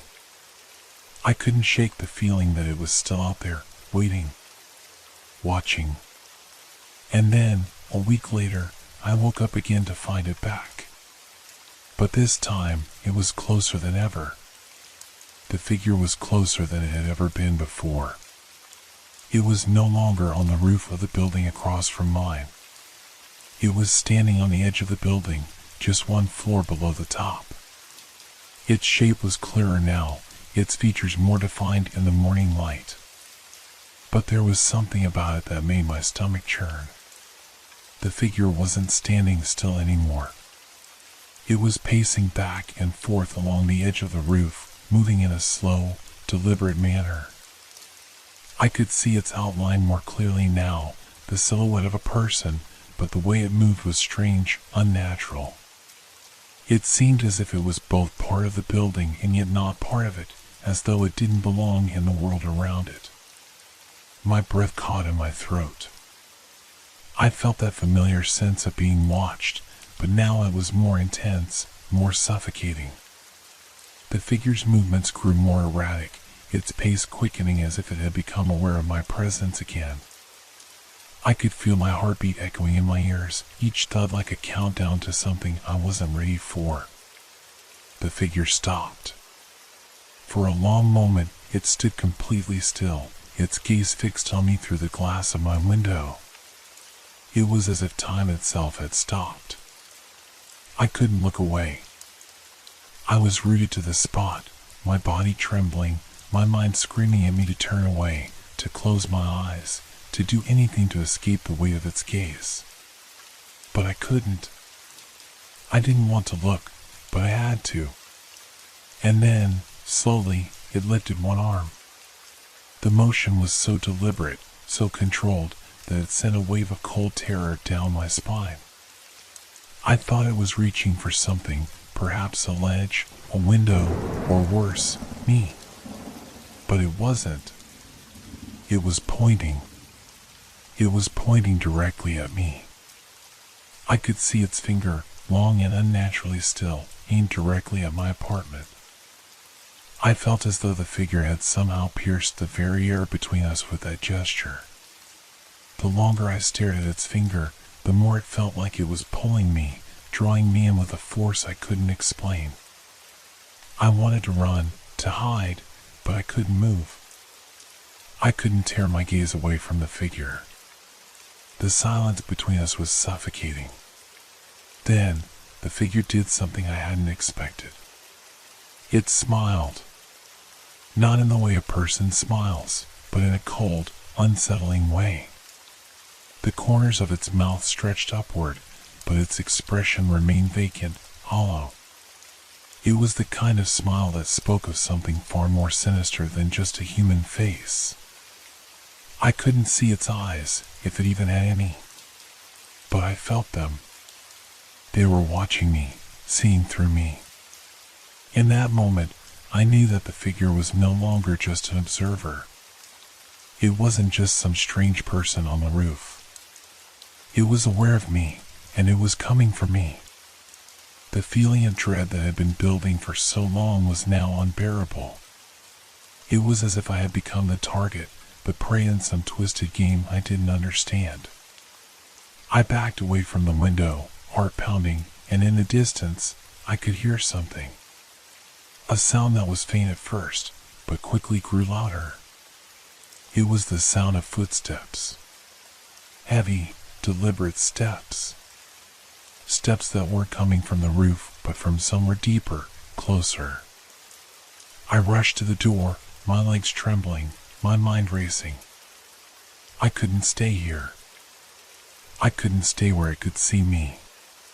But as I reached for the handle, the door slammed shut by itself, the force of it rattling the walls around me.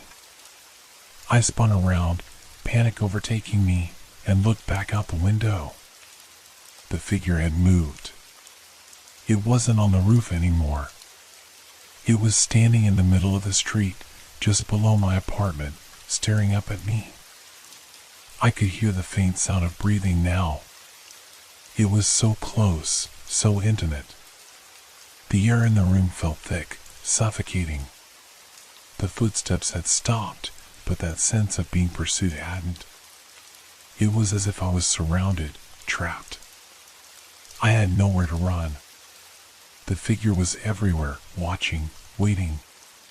It began to move again, its slow, deliberate steps taking it closer to the building. And with each step, I could feel my own heartbeat matching its rhythm, the fear sinking between us. I pressed myself against the farthest wall, hoping it wouldn't see me, hoping it wouldn't hear me.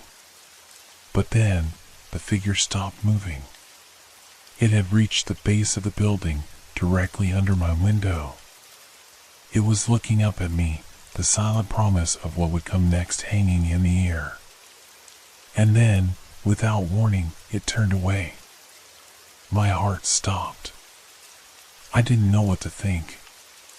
Was it leaving? Had it finally lost interest?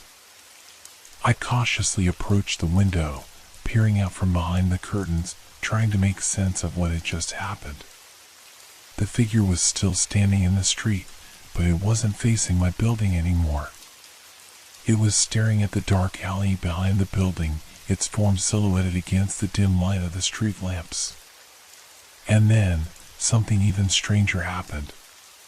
The figure turned its head, slowly, deliberately, and without breaking its gaze from the alley, began to walk toward it. It moved with an unnatural fluidity, as if it had no fear of the world around it. And as it vanished into the shadows of the alley, I was left standing there, uncertain of what I had just witnessed. But I knew one thing for sure, the figure hadn't gone. It was still out there, waiting. I couldn't sleep that night. The figure had disappeared into the shadows, but the weight of its presence lingered like an oppressive fog. I kept hearing sounds, whispers in the wind, footsteps in the alley, the faintest creak of something shifting just outside my window. But whenever I looked out, there was nothing. Just the quiet, empty street below. Morning came, and with it, the same strange unease.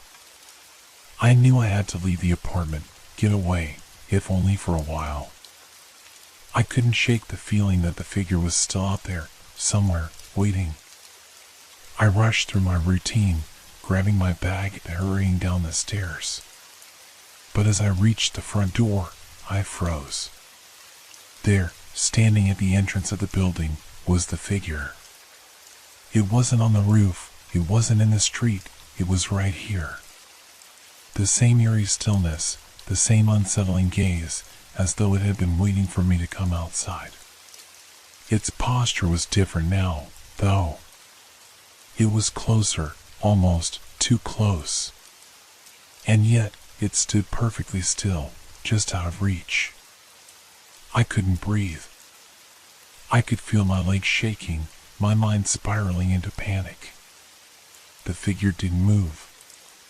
It didn't have to. It was there. It was always there. And then, in a movement so slow it seemed to drag time itself, it lifted its hand. But this time, it wasn't just pointing. Its hand reached up, its fingers curling as if it were beckoning me, calling me to come closer. I felt my chest tighten, a pressure mounting inside me, like something heavy was pressing on my very soul. I wanted to run. My body screamed for me to turn around and run as far as I could. But I couldn't. I was frozen in place, caught in the web of that unblinking stare, paralyzed by something I couldn't explain. It wasn't until I heard the sound of a door opening behind me that I broke free from the trance. A voice, distant and muffled, calling out to me. It snapped me out of the fog, and I bolted for the door, slamming it shut behind me. The figure didn't follow. At least, not immediately. I stumbled into the hallway, heart pounding in my ears, my breath ragged and shallow. My mind was a whirlpool of confusion and fear. What was it? What did it want? Why had it been following me, day after day, always just out of reach but never gone? As I made my way down the stairwell, the echoes of my footsteps were joined by another sound, the sound of something following me. It was faint at first, almost imperceptible. But then it grew louder. Step by step, it mirrored my movements, coming closer. The air around me thickened, pressing in on me like a suffocating cloud. I glanced over my shoulder. The hallway was empty, the stairwell silent. But the sound, that unmistakable footstep, was still there. It was behind me. I didn't stop to look again. I couldn't afford to. My legs moved faster, my feet almost stumbling as I rushed down the stairs. The footsteps grew louder with each passing moment.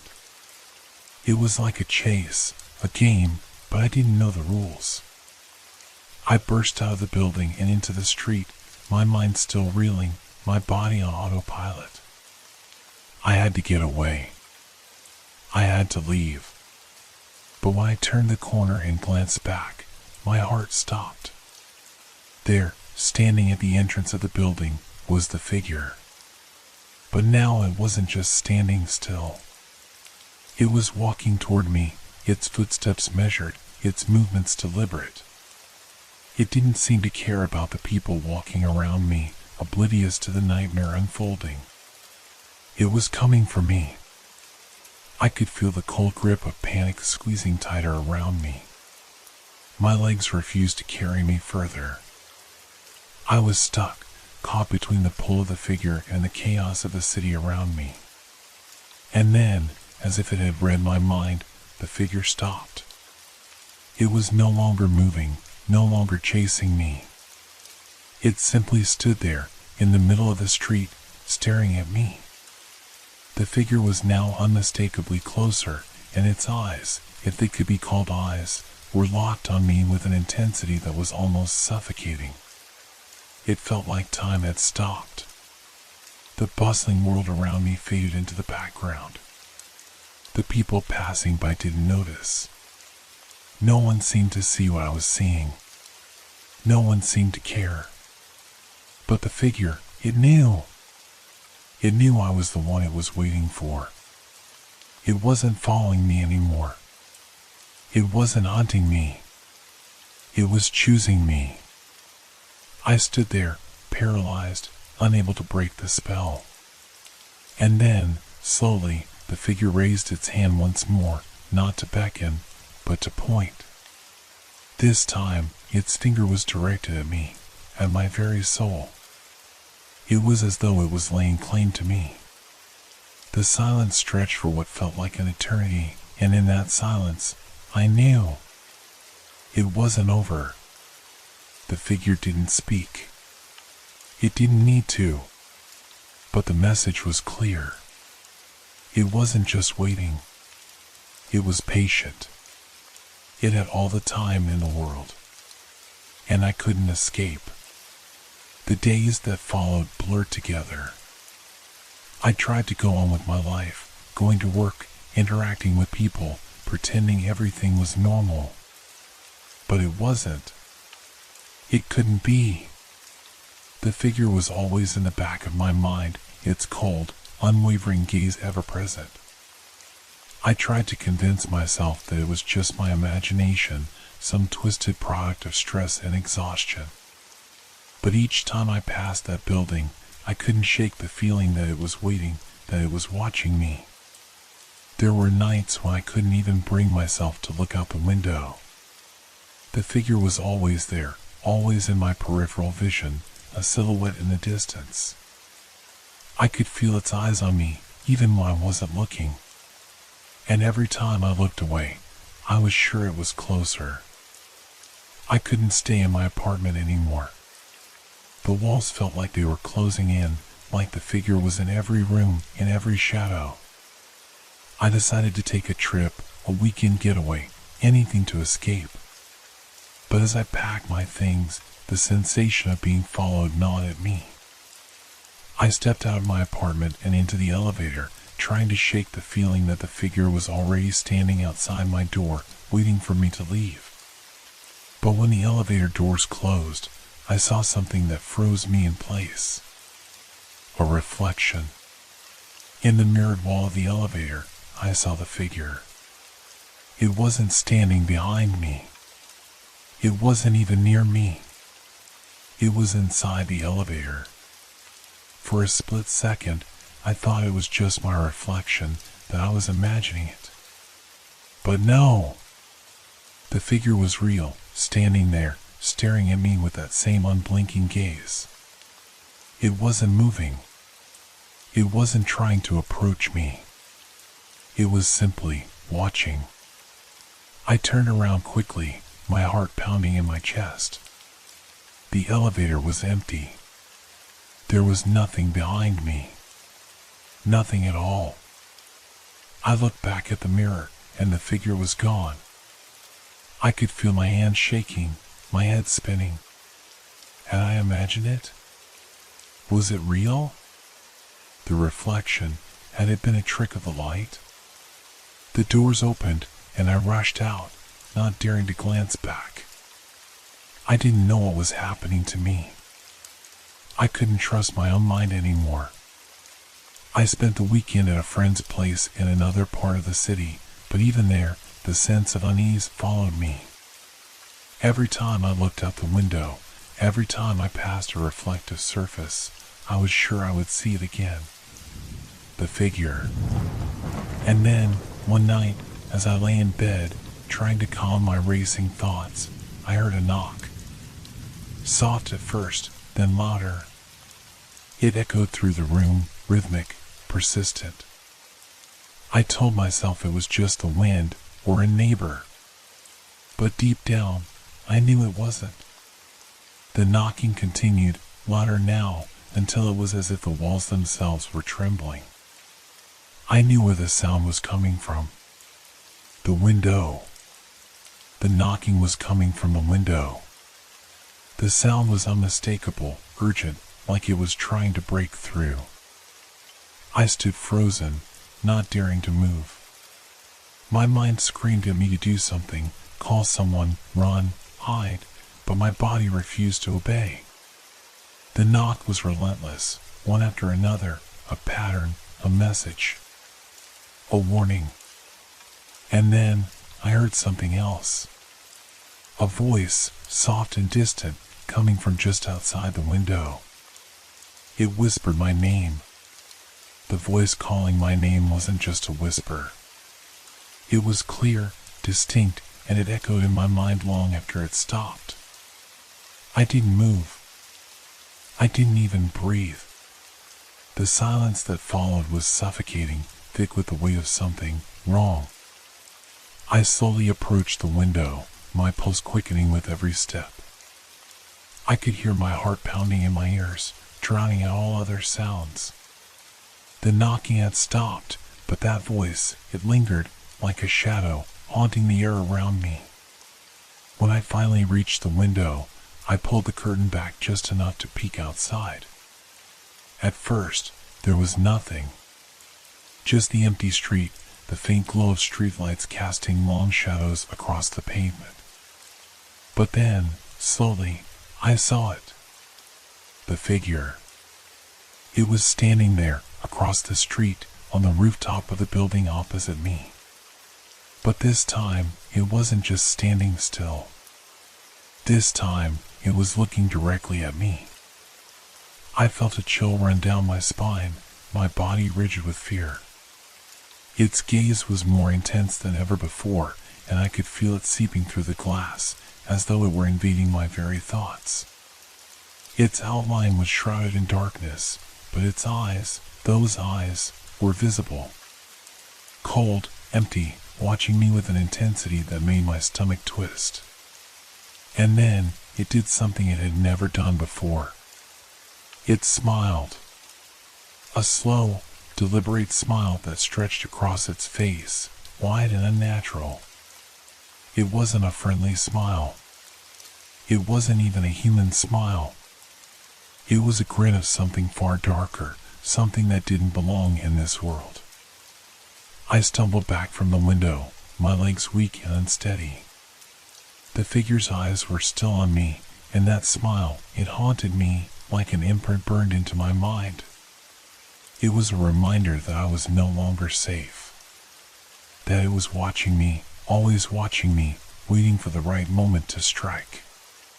But I wasn't ready to give in. Not yet. I slammed the curtain shut, my hands trembling as I backed away from the window. My breaths came in shallow gasps. My heart was racing, a frantic rhythm that seemed to match the pounding in my head. I had to get out of there. I couldn't stay in that apartment anymore. But where could I go? What good was running if the figure could always find me?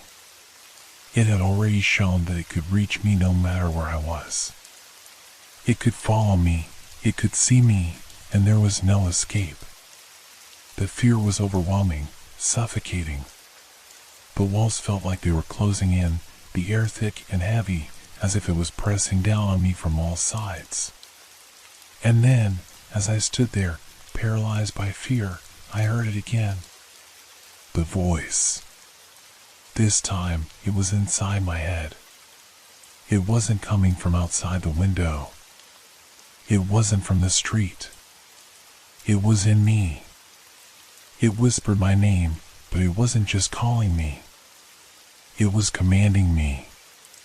Come closer, it said. Come to me. I didn't know how to respond. I wanted to scream, to run, to do anything to escape. But my body wouldn't move. I was trapped, locked in a prison of my own terror.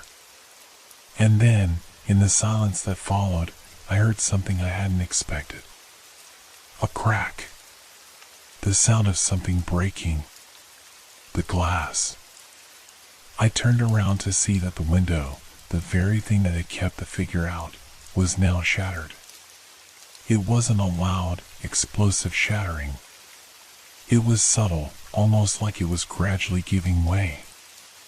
A single crack appeared, followed by another, until the entire window pane was splintered. And through the broken glass, I saw the figure, standing at the edge of the rooftop, staring directly at me, as though it had been waiting for this moment. It was closer now.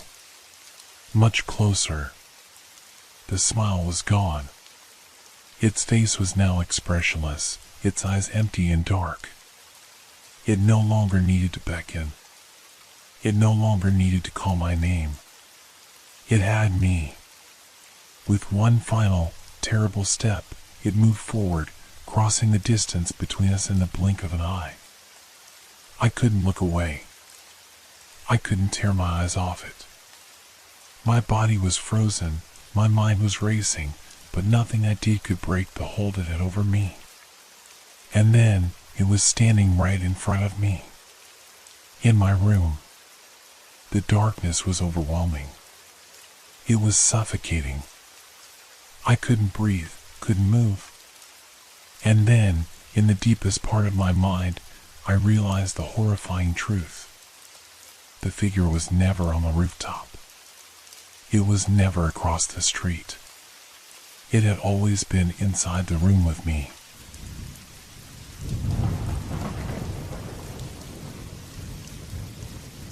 Have you ever felt like you were being watched, even when you were completely alone? It happened to me one night, as I walked home from the late shift. The city was quiet, unusually so, and the only sounds were the soft tap of my shoes on the pavement and the hum of the streetlights. The streets were familiar, but there was something different about tonight, something unsettling. As I passed a row of shops, one of them caught my eye.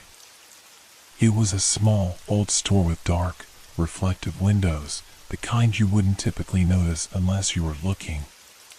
The lights inside were dim, casting long shadows across the floor. But what caught my attention wasn't the store, it was the movement within the window. A shadow, just a flicker at first, but then it seemed to stretch and shift with a life of its own. It wasn't the shape of a person, but something that moved with a kind of eerie fluidity, mimicking my every motion as I walked past. I stopped for a moment, staring at the reflection in the window. The shadow was still there, moving in perfect sync with me. I could see it moving just slightly behind me, as if it were mirroring my every step. I took a slow step forward, and it did the same. I turned to the side, and it mirrored me again, as though it were attached to me, following me wherever I went. I shook my head, trying to dismiss the thought that was creeping into my mind. It had to be some trick of the light or my own tiredness. I had worked a long shift, and I was probably imagining things. But as I turned to leave, I saw it clearly, two figures now, both shadows, standing at the window. One of them moved forward as I did, but the other remained still, staring directly at me. I felt my stomach twist into a knot. It felt like someone, or something, was watching me, and I wasn't alone. I hurried away, not looking back. My heart pounded in my chest, and I couldn't shake the feeling that I had just escaped something I didn't fully understand. The next morning, as I walked past the same store, I hesitated. I tried to convince myself that what I had seen the night before was nothing more than a trick of the mind. Maybe the shadows had been reflections from the streetlights. Or perhaps the store had some peculiar display that I hadn't noticed before. But as I passed, my gaze instinctively turned toward the window. And there it was, an unmistakable scene. In the window, placed carefully on display, were several items I recognized. A coat I had worn only last week, my old scarf, and a book I had left on the coffee table in my apartment just the day before. My breath caught in my throat. There were no signs of any sale or promotion. These were my things that had no business being in that window. I stopped. My heart raced as I stared at the items, trying to make sense of what I was seeing. The store was silent, the air around me growing thick with a strange unease. Suddenly, a flash of movement caught my eye. From the corner of the window, I saw the shadow again. It was there, just as it had been the night before. But this time, it wasn't just a reflection. It was as if the shadow had grown, taking form, becoming clearer and more defined. It looked like a person now, a tall figure, its features obscured by darkness. I took a step back, my legs trembling. The figure in the window didn't move, but I could feel its presence, as though it were aware of my every move. It was watching me, studying me, waiting. And then, just as quickly as it had appeared, the shadow vanished. I stumbled away from the window, my hands shaking. I couldn't understand what was happening, why my things were in that store, or who, or what, had been following me. I had to know more. I had to go inside. But as I approached the door, the old man who ran the store stepped out from behind the counter, his face pale, his eyes hollow. "You've seen it, haven't you?" he asked in a low, raspy voice. "It's been watching you." I froze, my throat tightening. "What do you mean? What's going on here?" He stepped closer, his eyes never leaving mine. "It follows you. It mimics your every move. And soon it will want more." Before I could ask what he meant, he turned and disappeared into the back of the store, leaving me standing there, alone with the eerie silence. And that's when I realized the truth. It wasn't just the store that was connected to my reflection. It wasn't just the items on display. It was me, my very presence in this place. The shadow wasn't just a trick of light or a reflection of my own movements. It was something else, something far more sinister. Something that had been following me long before I ever noticed. And now, it was waiting. I couldn't shake the feeling that the shadow was still there, lurking, following my every move. The old man's words echoed in my mind. It mimics your every move. Soon, it will want more. What did he mean by that? And what did the shadow want from me? The next few days passed in a haze of unease. Every time I passed the shop, I felt a pull, an irresistible need to look inside. Each time I did, the windows seemed to hold a new mystery. The items that had once belonged to me, my coat, my scarf, my book, continued to appear, but now there were more. Things that I hadn't realized were missing began to show up in the window. My favorite earrings, a notebook I'd forgotten about, the keys I'd lost weeks ago. I tried to convince myself that it was just a coincidence. But deep down, I knew something wasn't right.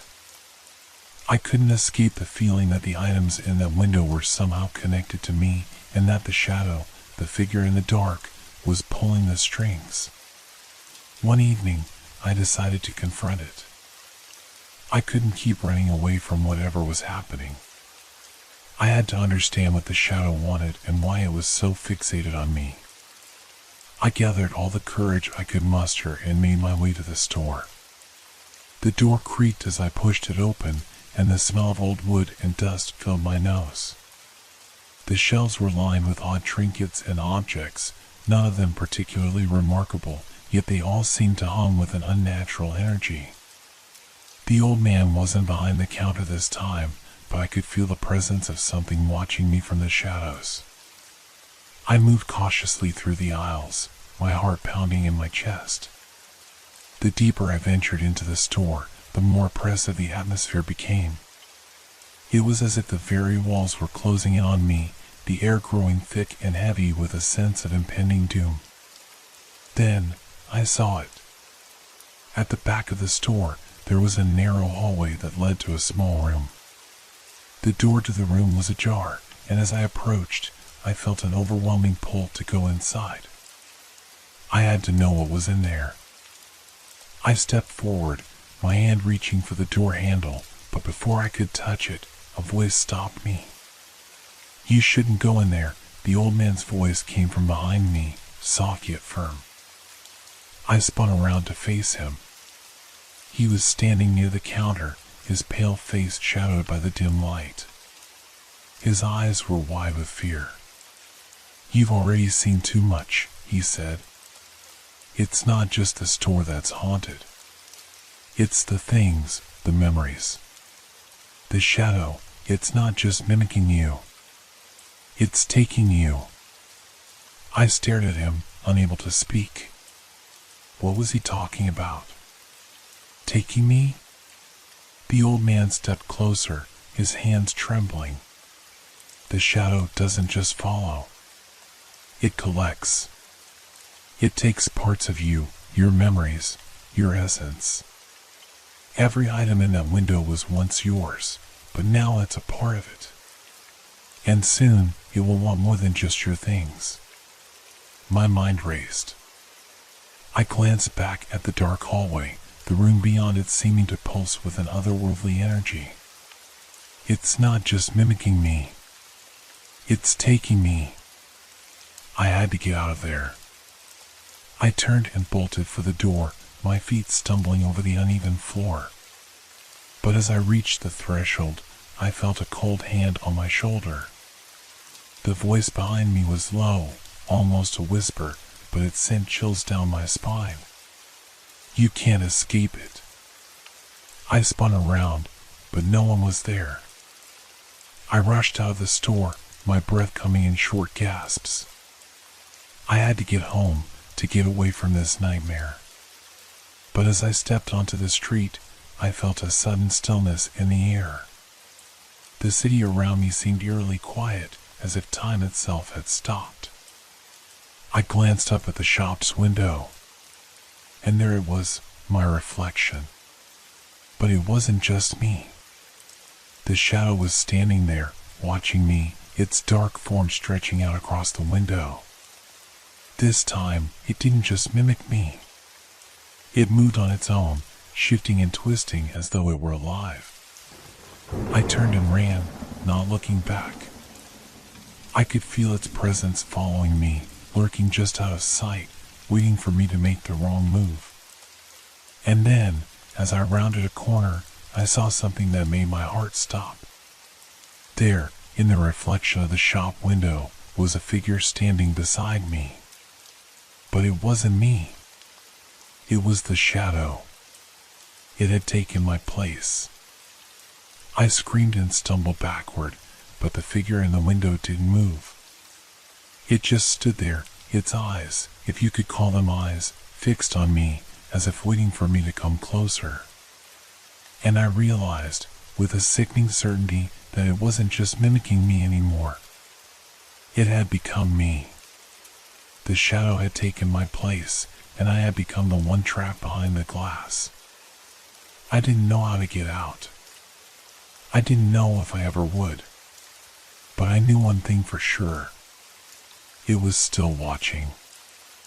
I pressed my palms to the cool glass, heart racing, a sense of panic flooding my chest. The reflection in the window was still there. It was still there. The shadow, it moved in sync with me, but somehow its movement seemed more fluid, more assured, as if it was the one in control. My own hands trembled as I touched the cold pane, and for a brief moment, I felt my own consciousness waver. Could it be? Had I really been replaced? I backed away from the window, my breath shallow and rapid. The street, once bustling with life, now felt empty and surreal. The echo of my own footsteps rang out in the silence. I turned around quickly to make sure no one was following me, but the street was as still as ever, nothing out of place. Nothing but the shop. The shop. I glanced over my shoulder at it again. The windows seemed to pull me in, as if there was an invisible force trying to drag me back. I stumbled toward the corner of the street, half expecting the shadow to appear behind me, a cold presence brushing against my neck. But it didn't. The store was still there, still waiting. But this time, something was different. I knew that it had come out of the window and was now part of the world outside. It was no longer just a reflection, a shadow trapped behind glass. It was alive. It had taken shape. And I was sure it was watching me, aware of my every movement. My mind raced.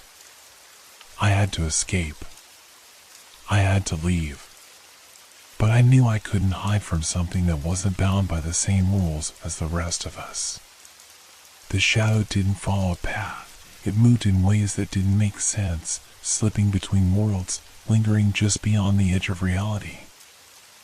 I ran without thinking, my legs carrying me down dark alleys and quiet streets, away from the shop, away from the suffocating weight of its gaze. But no matter how far I went, I couldn't shake the feeling that it was there, behind me, just out of reach. I finally stopped, my breath ragged, leaning against the side of an old building. The cool night air did nothing to calm my racing heart. What had I become? What had it done to me? I touched my hand to my face, feeling the familiar contours of my skin, yet something felt off. I couldn't pinpoint it, but there was a strange heaviness in my chest. A feeling that I was no longer entirely myself. A low, hollow sound interrupted my thoughts, a quiet scraping. Slowly, I turned toward the source of the sound, and my blood ran cold.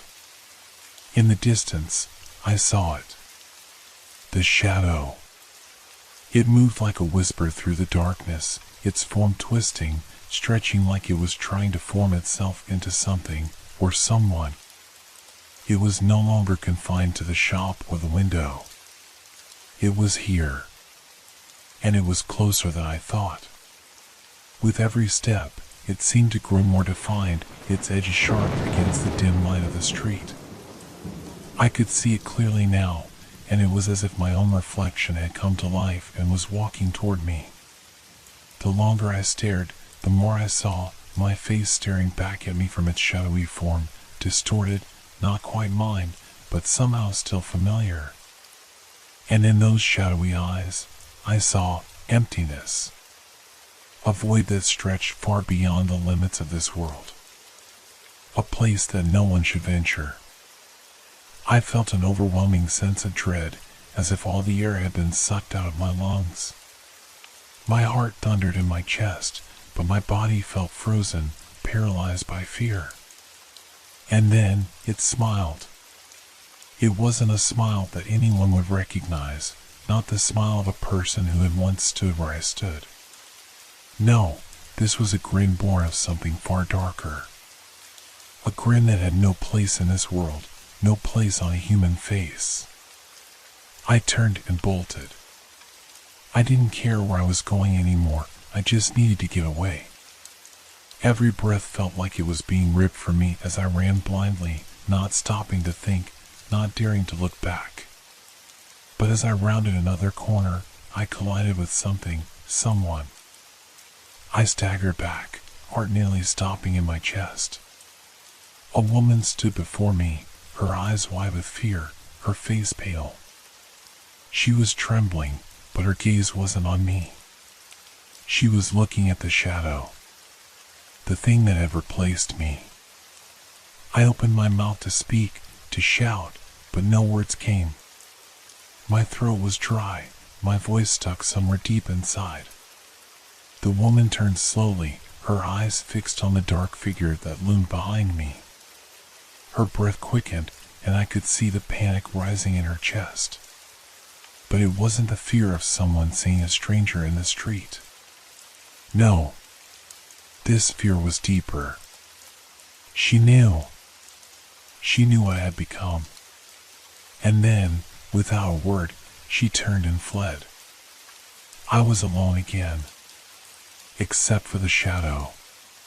The world around me seemed to melt away as I stood there, frozen, watching it moved closer. It was no longer just mimicking my movements. Now, it was following my very essence. I didn't know how much time had passed before I finally turned and ran again, but I knew one thing for sure: it was with me.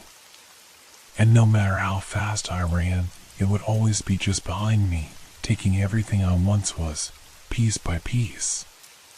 The darkness swallowed me whole, and I couldn't tell if I was still running or if I had already been lost. I ran and ran, but the world was growing strange, warped, like I was running in a dream. The edges of my vision blurred, the streets unfamiliar. My legs were heavy, my body trembling, but I couldn't stop. I could still feel it behind me, moving in perfect sync with my every step, like it was tied to my very soul. I didn't know what to do, where to go, how to stop it. I kept running, but the world refused to stay the same. The buildings around me twisted, their outlines fading, shifting as if they were barely real. The familiar landmarks of my neighborhood seemed to dissolve, replaced by unfamiliar alleys and abandoned streets. I couldn't tell if I was still in the same place or if the shadow was bending reality around me. Maybe I was losing my mind, but I wasn't imagining it. I saw it every time I turned a corner. The figure would be there, standing in the distance. It wasn't a human shape anymore. It had become something else, something more ominous, more otherworldly. The edges of it flickered and writhed like smoke, but there was no escaping it. It was pulling me into its web. My breath came in ragged gasps, my throat raw, but there was no time to stop, no time to think. The shadow was gaining. Its form stretched longer, its tendrils reaching out, crawling closer, as though it was determined to swallow me whole. I didn't know where I was going, only that I had to escape. But no matter how far I ran, it was always there. I thought about the woman I'd seen earlier, the one who had turned and fled. Had she been lost to it too? Was I already too far gone to escape? Suddenly, I found myself at a dead end.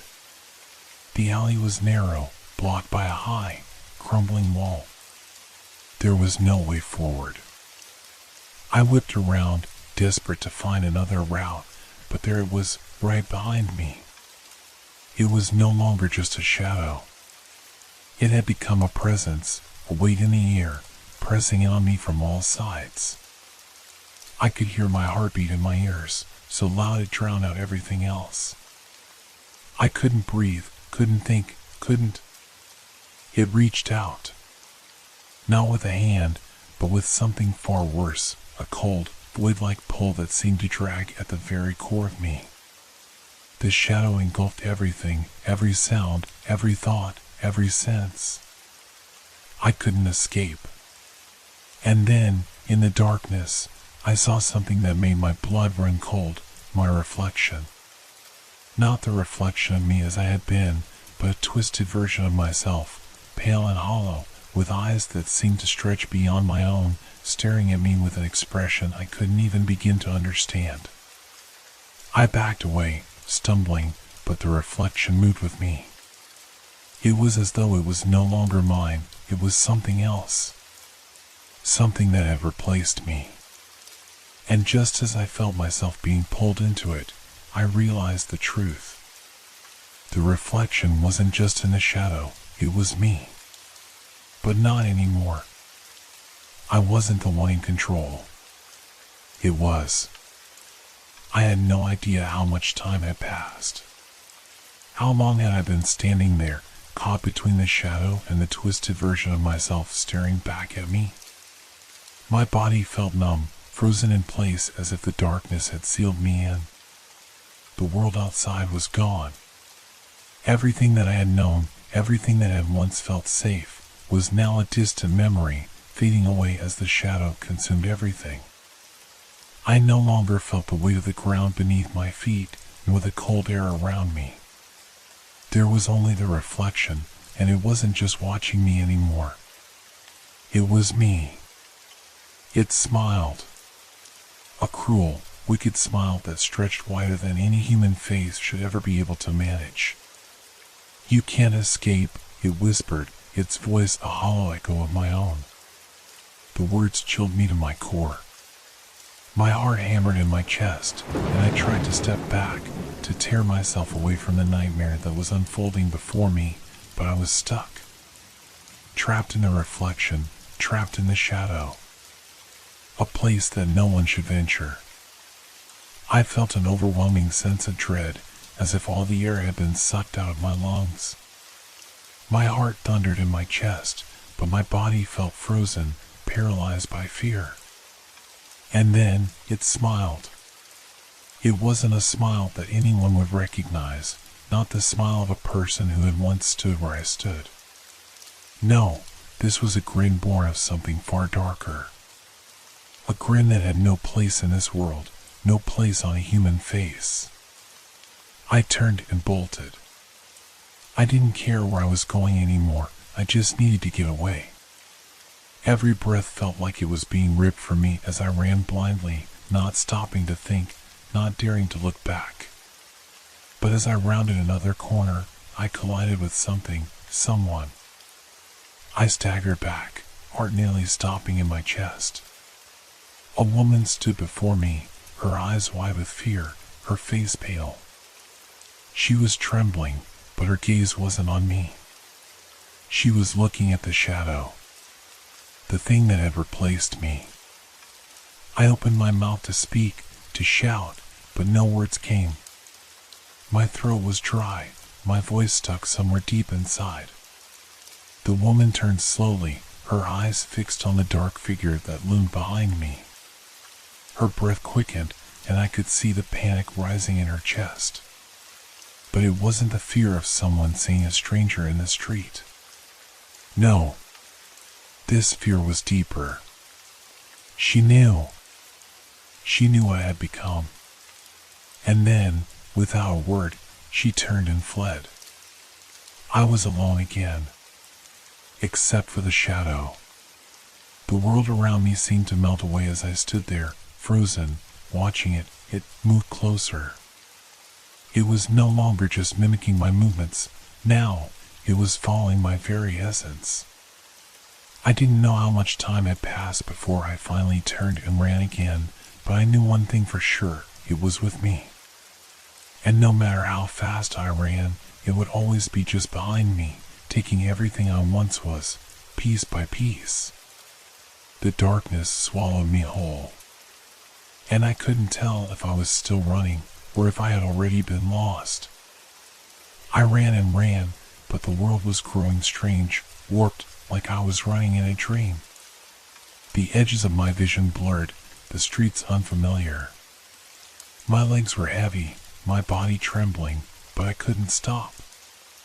I could still feel it behind me, moving in perfect sync with my every step, like it was tied to my very soul. I didn't know what to do, where to go, how to stop it. I kept running, but the world refused to stay the same. The buildings around me twisted, their outlines fading, shifting as if they were barely real. The familiar landmarks of my neighborhood seemed to dissolve, replaced by unfamiliar alleys and abandoned streets. I couldn't tell if I was still in the same place, or if the shadow was bending reality around me. Maybe I was losing my mind, but I wasn't imagining it. I saw it every time I turned a corner. The figure would be there, standing in the distance. It wasn't a human shape anymore. It had become something else, something more ominous, more otherworldly.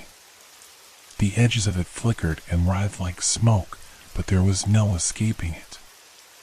It was pulling me into its web. My breath came in ragged gasps, my throat raw, but there was no time to stop, no time to think. The shadow was gaining. Its form stretched longer, its tendrils reaching out, crawling closer, as though it was determined to swallow me whole. I didn't know where I was going, only that I had to escape. But no matter how far I ran, it was always there. I thought about the woman I'd seen earlier, the one who had turned and fled. Had she been lost to it too? Was I already too far gone to escape? Suddenly, I found myself at a dead end. The alley was narrow, blocked by a high, crumbling wall. There was no way forward. I whipped around, desperate to find another route, but there it was, right behind me. It was no longer just a shadow. It had become a presence, a weight in the air, pressing in on me from all sides. I could hear my heartbeat in my ears, so loud it drowned out everything else. I couldn't breathe, couldn't think, couldn't. It reached out. Not with a hand, but with something far worse, a cold, void-like pull that seemed to drag at the very core of me. The shadow engulfed everything, every sound, every thought, every sense. I couldn't escape. And then, in the darkness, I saw something that made my blood run cold, my reflection. Not the reflection of me as I had been, but a twisted version of myself, pale and hollow, with eyes that seemed to stretch beyond my own, staring at me with an expression I couldn't even begin to understand. I backed away, stumbling, but the reflection moved with me. It was as though it was no longer mine, it was something else. Something that had replaced me. And just as I felt myself being pulled into it, I realized the truth. The reflection wasn't just in the shadow, it was me. But not anymore. I wasn't the one in control. It was. I had no idea how much time had passed. How long had I been standing there, caught between the shadow and the twisted version of myself staring back at me? My body felt numb, frozen in place as if the darkness had sealed me in. The world outside was gone. Everything that I had known, everything that had once felt safe, was now a distant memory, fading away as the shadow consumed everything. I no longer felt the weight of the ground beneath my feet, nor the cold air around me. There was only the reflection, and it wasn't just watching me anymore. It was me. It smiled. A cruel, wicked smile that stretched wider than any human face should ever be able to manage. "You can't escape," it whispered, its voice a hollow echo of my own. The words chilled me to my core. My heart hammered in my chest, and I tried to step back, to tear myself away from the nightmare that was unfolding before me, but I was stuck. Trapped in the reflection, trapped in the shadow. It was as if my body no longer belonged to me. I felt empty, hollow. I reached out, desperately trying to break free, but my own hands, once my own, now moved like a stranger's, slowly, deliberately, as if they too were under the shadow's control. The reflection was no longer a reflection. It was an extension of me. And it wasn't just mimicking my movements anymore, it was leading them. "There's nowhere left to run," it taunted, its voice growing louder, more real. Suddenly, the ground beneath me cracked open. I could feel it, a deep, rumbling sensation that spread from my feet up through my legs. The floor split apart, and a darkness, thicker than anything I'd ever known, poured from the cracks. The air was thick with it, suffocating. I could feel the weight of the shadow pressing in from all sides, pulling me deeper, further into its depths. I tried to scream, but no sound came. My body was no longer my own. The last thing I saw before everything went dark was the reflection smiling back at me, no longer just an echo, but an entity that had consumed me whole.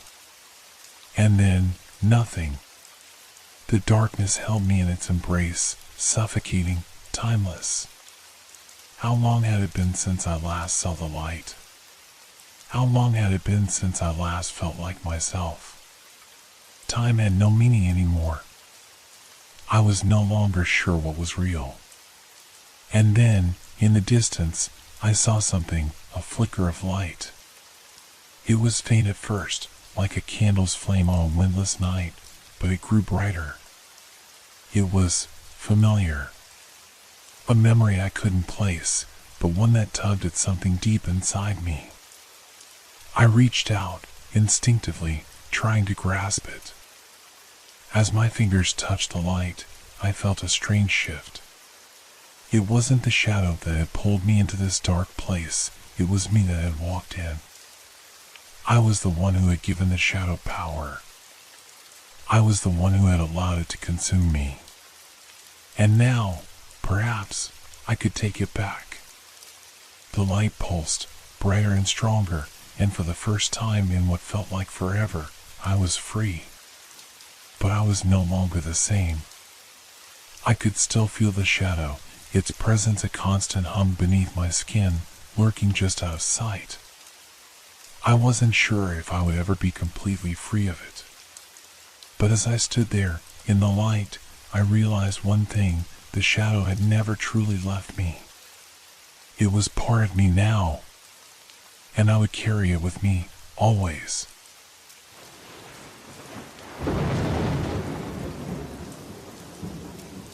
Hope your dreams are filled with fear. Good night.